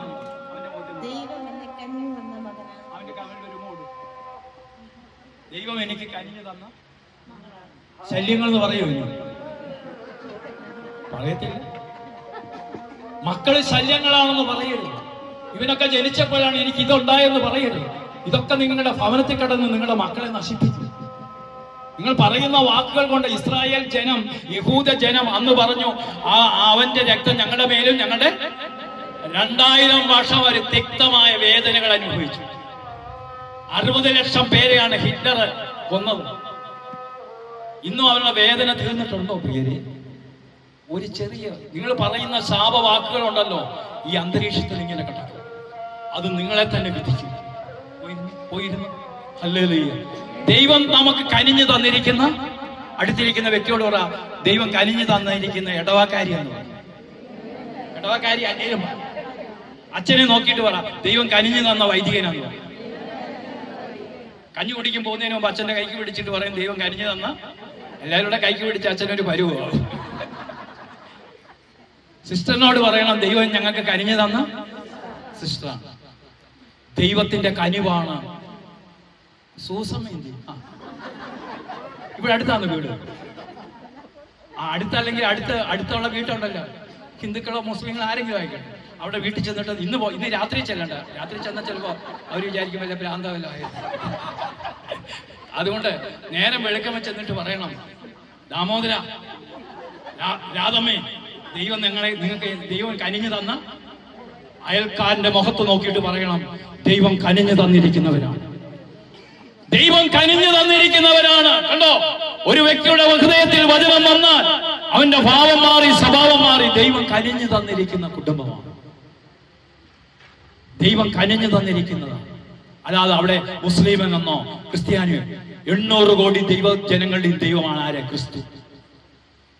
ഏറ്റവും കൂടുതൽ ക്രിസ്ത്യാനികൾ വളരുന്ന രാജ്യമാണ് ഇറാൻ. 80 ലക്ഷം ക്രിസ്ത്യാനികൾ അവിടെ ഉള്ളത്. എത്ര നിങ്ങൾക്കറിയാം? അതുകൊണ്ട് ഈ 80 ലക്ഷം ക്രിസ്ത്യാനികൾ ചുമ്മാതിരിക്കുകയാണ്. അവർ മുട്ടിന്മേൽ നിന്ന് പ്രാർത്ഥിക്കുക. അപ്പൊ ആ രാജ്യം നശിക്കുമെന്നാണോ നിങ്ങൾ വിചാരം? ആര് വിചാരിച്ചാലും ഒന്നും നശിക്കില്ലെന്ന്. അവിടെ ഭയങ്കരമായിട്ട് ക്രിസ്തീയ സഭ വളർന്നുകൊണ്ടിരിക്കുക, ചങ്കുപൊട്ടി പ്രാർത്ഥിച്ചുകൊണ്ടിരിക്കുക. പ്രിയ സഹോദരങ്ങളെ, ഈ 80 ലക്ഷം മുസ്ലിങ്ങളാണ് ക്രിസ്ത്യാനികളായത്. ഈ മുസ്ലിങ്ങളൊക്കെ നാളെ ക്രിസ്ത്യാനികളാകേണ്ടത് ആണോ? രാജ്യത്തിന്റെ മക്കളായ കത്തോലിക്കനൊക്കെ പോയി, നിന്നെ ഞാൻ അറിയുന്നില്ലെന്ന് കർത്താവ് പറയും. അയ്യോ, അന്ന് ഞാൻ ഇവിടെ ഇന്ന അമ്മാമ്മയുടെ വീട്ടില് വചനം കേൾക്കാൻ വന്നിരുന്നു, വർഗീസ് മാവേലിക്ക് വചനം പറയും, നിങ്ങളെ അറിയുന്നേ ഇല്ലെന്ന് പറയും. സമയം തീർച്ചയായിട്ടും അറിയുന്നെന്ന് പറയും. അറിയുന്നെന്ന് പറയുന്നേ പറ. ഹല്ലേലൂയ, ഹല്ലേലൂയ, ഹല്ലേലൂയ. അപ്പൊ ഇവിടെ വചനം പറയും. എന്താ വചനം പറയും? വായിച്ചേ, പെട്ടെന്ന് വായിച്ചേ. അങ്ങ് ദൈവം എനിക്ക് കനിഞ്ഞു തന്ന മക്കളാണ്. വായിച്ചേ. അപ്പോൾ പരിചാരികമാരും അവരുടെ മക്കളും അടുത്തിയെന്ന് ഏസാവിനെ വണങ്ങി. എന്താ വണങ്ങിയത്? ജ്യേഷ്ഠനും അനിയനും തമ്മിൽ ധ്യാനത്തിന് വന്നിട്ടുണ്ട്. ഒന്ന് കൈപൊക്കിക്ക്. ജ്യേഷ്ഠനും അനിയനും പ്രായം ചെന്നവൻ ആരുമില്ല. ഇവിടെ ചേട്ടനും അനിയനും തമ്മിൽ വന്നിട്ടുണ്ടോ? ഉണ്ടോ? നിന്റെ ചേട്ടൻ എന്ത് ചെയ്യടാ? ചേട്ടനും അനിയനും. ചേട്ടനെ കാണുമ്പോൾ ഒരു ജ്യേഷ്ഠനെ വിളിക്കുന്ന പേരില്ല, യജമാനനെ എന്നാ വിളിക്കുന്നത്. അങ്ങനെ വിളിക്കുന്നത്. നീ എഴുന്നേറ്റ്,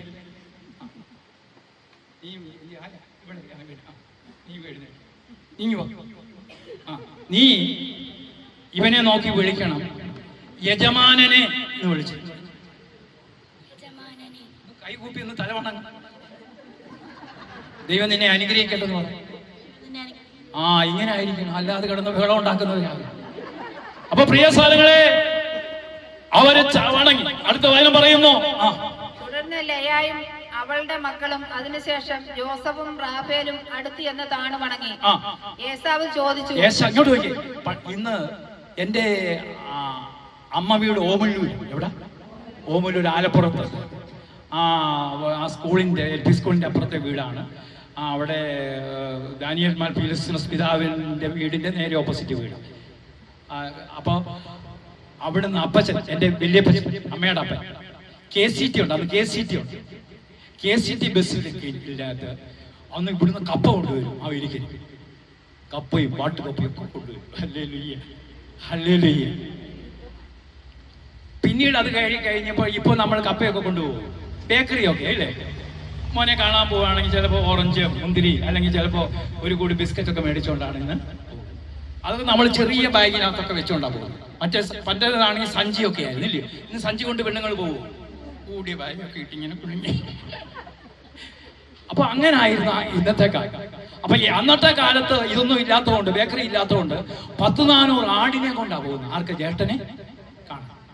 അപ്പൊ ഏശാവ് ചോദിക്കുക, ഈ വഴിയിൽ കാണുന്ന മൃഗങ്ങൾ കൊണ്ട് നീ എന്താ ഉദ്ദേശിക്കുന്നത് ചോദിച്ചു.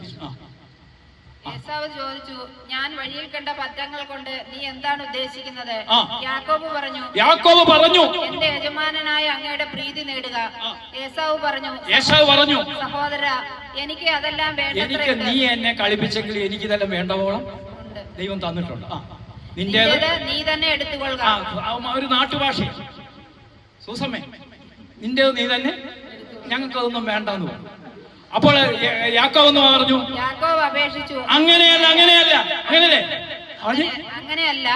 അങ്ങ് എന്നിൽ നിന്ന് സംപ്രീതനാണെങ്കിൽ എന്റെ കയ്യിൽ നിന്ന് സമ്മാനം സ്വീകരിക്കണം. കാരണം ദൈവത്തിന്റെ മുഖം കണ്ടാൽ എന്നതുപോലെയാണ്. ഞാൻ അങ്ങയുടെ മുഖം കണ്ടു. എല്ലാവരും ചാടി എഴുന്നേറ്റിട്ട് ഒരാൾ 10 പേരെ എടുക്ക ചെന്നിട്ട് പറ, ദൈവത്തിന്റെ മുഖം കാണുന്നത് പോലെയാണ് അങ്ങേ കാണുന്നതെന്ന് പറഞ്ഞു. എഴുന്നേറ്റ്, ചാടി എഴുന്നേറ്റ് തീരുവ, വചനശിക്ഷ തീരുവ. ഒരു 10 പേരുടെ അടുക്കൊന്ന് നടന്നു പോകും, പറഞ്ഞിട്ട് പറ, ദൈവത്തിന്റെ മുഖം കാണുന്നത് പോലെയാണ്.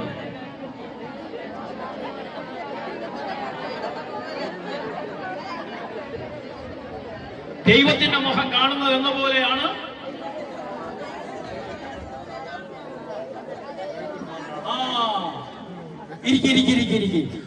ദൈവത്തിന്റെ മുഖം കാണുന്നത് എന്ന പോലെയാണ്.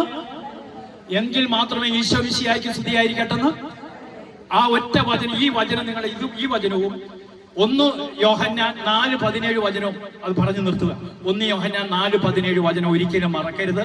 ഉൽപ്പത്തിയിലെ ഇപ്പോഴത്തെ ഈ കേട്ട വചനം മറക്കരുത്. ദൈവത്തിന്റെ മുഖം കണ്ടാൽ എന്നതുപോലെയാണ് ഞാൻ അങ്ങയുടെ മുഖം കാണുന്നതെന്ന് പറയുന്നതിന്റെ പേരാണ് നോമ്പുകാലം. അതാണ് ദൈവരാജ്യത്തിലേക്കുള്ള പ്രവേശനം. 1 യോഹന്നാൻ 4:17 വായിച്ചേ. 1 യോഹന്നാൻ 4:17 വിധി ദിനത്തിൽ. എന്റെ സൗകര്യമായി ഓണാക്കുക.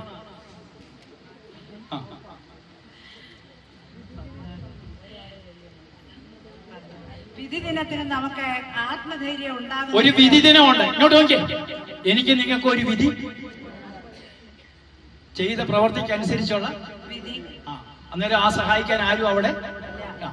അപ്പൊ ഒരു വിധി ദിനമുണ്ട്. വിധി ദിനത്തിൽ നമുക്ക് ആത്മധൈര്യം ഉണ്ടാകേണ്ടതിന് സ്നേഹം നമ്മിൽ പൂർണ്ണത പ്രാപിച്ചിരിക്കുന്നു. ആ സ്നേഹം ഗ്രേസിയിൽ പൂർണ്ണത പ്രാപിച്ചിരിക്കുന്നു. എന്തെന്നാൽ ഈ ലോകത്തിൽ തന്നെ നാം അവനെ പോലെ ആയിരിക്കും. ഓ, ഈ ലോകത്ത് ഞാൻ ആരെ പോലെ ആയി? ക്രിസ്തുവിനെ. അടുത്തിരിക്കുന്ന വ്യക്തിയോട് പറ, നിങ്ങളെ കണ്ടിട്ട് ഈശോയെ പോലെ ഇരിക്കുന്നെന്ന് പറ. ഞാനും ഈശോയും അപ്പോൾ ഒന്നാണ് എന്ന് പറയുമ്പോൾ മാത്രമേ ഈശോ മിശിഹായ്ക്ക് അല്ല, ചുമ്മാ ഈശോ മിശിഹായ്ക്ക് വിചാരിക്കട്ടെ. ഉള്ളിലിരിപ്പം കയ്യിലിരിപ്പം മോശമായിക്കൊണ്ട് പറയരുത്. ഈ വചനം നിങ്ങൾ പറയണം. വിധി ദിനത്തിൽ ആത്മധൈര്യം ഉണ്ടാകേണ്ടതിനെ സ്നേഹം നമ്മിൽ പൂർണ്ണത പ്രാപിച്ചിരിക്കുന്നു. എന്താണ് ഈ ലോകത്തിൽ തന്നെ നാം അവനെ പോലെ ആയിരിക്കും. നമുക്ക് പയ്യെ സാവധാനം എഴുന്നേക്കാം. കർത്താവിന്റെ സന്നദ്ധിയിൽ കണ്ണുകൾ അടയ്ക്കാം. കർത്താവെ, ഞാൻ അവനെ പോലെ ആകുക, മറ്റൊരു ക്രിസ്തുവായി രൂപപ്പെടാൻ ഈ നോമ്പുകാലം എന്നെ അനുഗ്രഹിക്കണം. എല്ലാ കണ്ണുകളും അടയട്ടെ, കരങ്ങൾ ഹൃദയത്തോട് ചേർത്ത്. ഇന്ന് വായിച്ച മക്കളെല്ലാം ദൈവം അനുഗ്രഹിക്കും, കേട്ടവരെ അനുഗ്രഹിക്കും. ഈ വചനം കേൾക്കുന്നവരും വായിക്കുന്നവരും ഇതിൽ എഴുതിയിരിക്കുന്നവരും പാലിക്കുന്നവരും അനുഗ്രഹീതരെന്നാണ് വെളിപാട് 1:3 പറയുന്നത്. ഈ വചനം കേട്ടിരിക്കുന്ന മക്കളെല്ലാം അനുഗ്രഹിക്കപ്പെടും. ഈ ശബ്ദപരിധിയിൽ ആരൊക്കെ കേൾക്കുന്നുണ്ടോ അവരുടെ കുടുംബങ്ങളെല്ലാം അനുഗ്രഹിക്കപ്പെടും. പ്രിയ സഹോദര സഹോദരി, നീ ആഗ്രഹിക്കുന്നതൊക്കെ നിറവേറുന്നത് വരെ നിന്റെ ദൈവം കൈവിടുക. ഒരുപാട് വേദനയിൽ കടന്നു വന്നിരിക്കുന്നവരില്ലാത്തതുണ്ട്. ആരോടും പറയാത്ത നൊമ്പരങ്ങളോടുകൂടി കടന്നു വന്നിരിക്കുന്നവരുണ്ട്. നിന്റെ കണ്ണുകളൊന്ന് അടച്ച് കർത്താവിന്റെ സന്നദ്ധിയിൽ ഒരു നിമിഷം ഒന്ന് പ്രാർത്ഥിക്കും. വൈകിയെന്ന് അറിയാമെങ്കിലും ദൈവത്തിന്റെ സന്നദ്ധിയിലാണ് ഞാൻ ഇരിക്കുന്നത്. വേറെ ഒന്നിനുമല്ല ഞാൻ പോയിരിക്കുന്നത്. കർത്താവിന്റെ സന്നദ്ധിയിലേക്ക് നിന്റെ ജീവിതത്തിൽ നിന്ന് കൊടുത്തു. ഓരോ ദിവസവും 11 കിലോമീറ്റർ ദൂരം അങ്ങോട്ടും ഇങ്ങോട്ടും 22 കിലോമീറ്റർ ദൂരം ഓടി വരുന്ന വൈദികർ, സിസ്റ്ററിനെ എല്ലാം സമർപ്പിച്ചു. കർത്താവ് ഞങ്ങളുടെ ദേശത്തെ അനുഗ്രഹിക്കും. രോഗികളായിരിക്കുന്ന മക്കൾ നിങ്ങളുടെ ഇടവകയിൽ ഉണ്ടെങ്കിൽ, നിങ്ങളോട് പറഞ്ഞിരിക്കുന്ന രോഗികളുണ്ടെങ്കിൽ, നീ ആഗ്രഹിക്കുന്നതൊക്കെ നിറവേറുന്നതുവരെ ദൈവം അവരെ കൈവിടുകയില്ല. പ്രിയ സഹോദര സഹോദരി, ഇവിടെ പ്രിയ മകളെ ഞാൻ അവളെ അഞ്ചൽ കോളേജിൽ ഗസ്റ്റ് ലെക്ചറായിട്ട് ജോലി ചെയ്യും. അവൾ ആ അഞ്ചൽ കോളേജിലെ ഒരു പ്രൊഫസറായി, അസിസ്റ്റന്റ് പ്രൊഫസറായി സ്ഥിരമായി ജോലി കിട്ടുമെന്ന് ഇതാ ദൈവം വാഗ്ദാനത്തിൽ. ആ കുഞ്ഞിനെ അനുഗ്രഹിച്ച് പ്രാർത്ഥിക്കും, ആ കുടുംബത്തെ അനുഗ്രഹിച്ച് പ്രാർത്ഥിക്കും. ദൈവത്തിന്റെ സന്നദ്ധിയിൽ നിന്റെ കരങ്ങളൊന്ന് ഉയർത്തി, നിന്റെ കരങ്ങളൊന്ന് ഉയർത്തിക്ക്, ഇരു കരങ്ങളൊന്ന് ഉയർത്തിക്ക്. കർത്താവിന്റെ കരങ്ങളിലേക്ക് ഒന്ന് കയറി പിടിച്ചുകൊണ്ട് പറ, ദൈവമേ, ഞാൻ ആഗ്രഹിക്കുന്നതൊക്കെ ഒന്ന് നിറവേറുന്നത് വരെ എന്റെ കുടുംബത്തെ, എന്റെ മക്കള്, രോഗികളായിരിക്കുന്ന മക്കൾ, ജീവിതത്തിൽ ഒരുപാട് നൊമ്പരങ്ങളുണ്ട്, ഒരുപാട് അവഹേളനകളുണ്ട്, ആരോടും പറയാത്ത നൊമ്പരങ്ങളുണ്ട്. ഈശോയോടൊന്ന് പറഞ്ഞ്, എല്ലാം അറിയുന്ന ദൈവത്തോട് പറഞ്ഞ്, ഈശോയെ വിളിച്ച്, ഈശോയെ ഉറക്കെ വിളിച്ച്. ഓ, ഭാഷാപരമുള്ള ഒരു ഭാഷാപരം.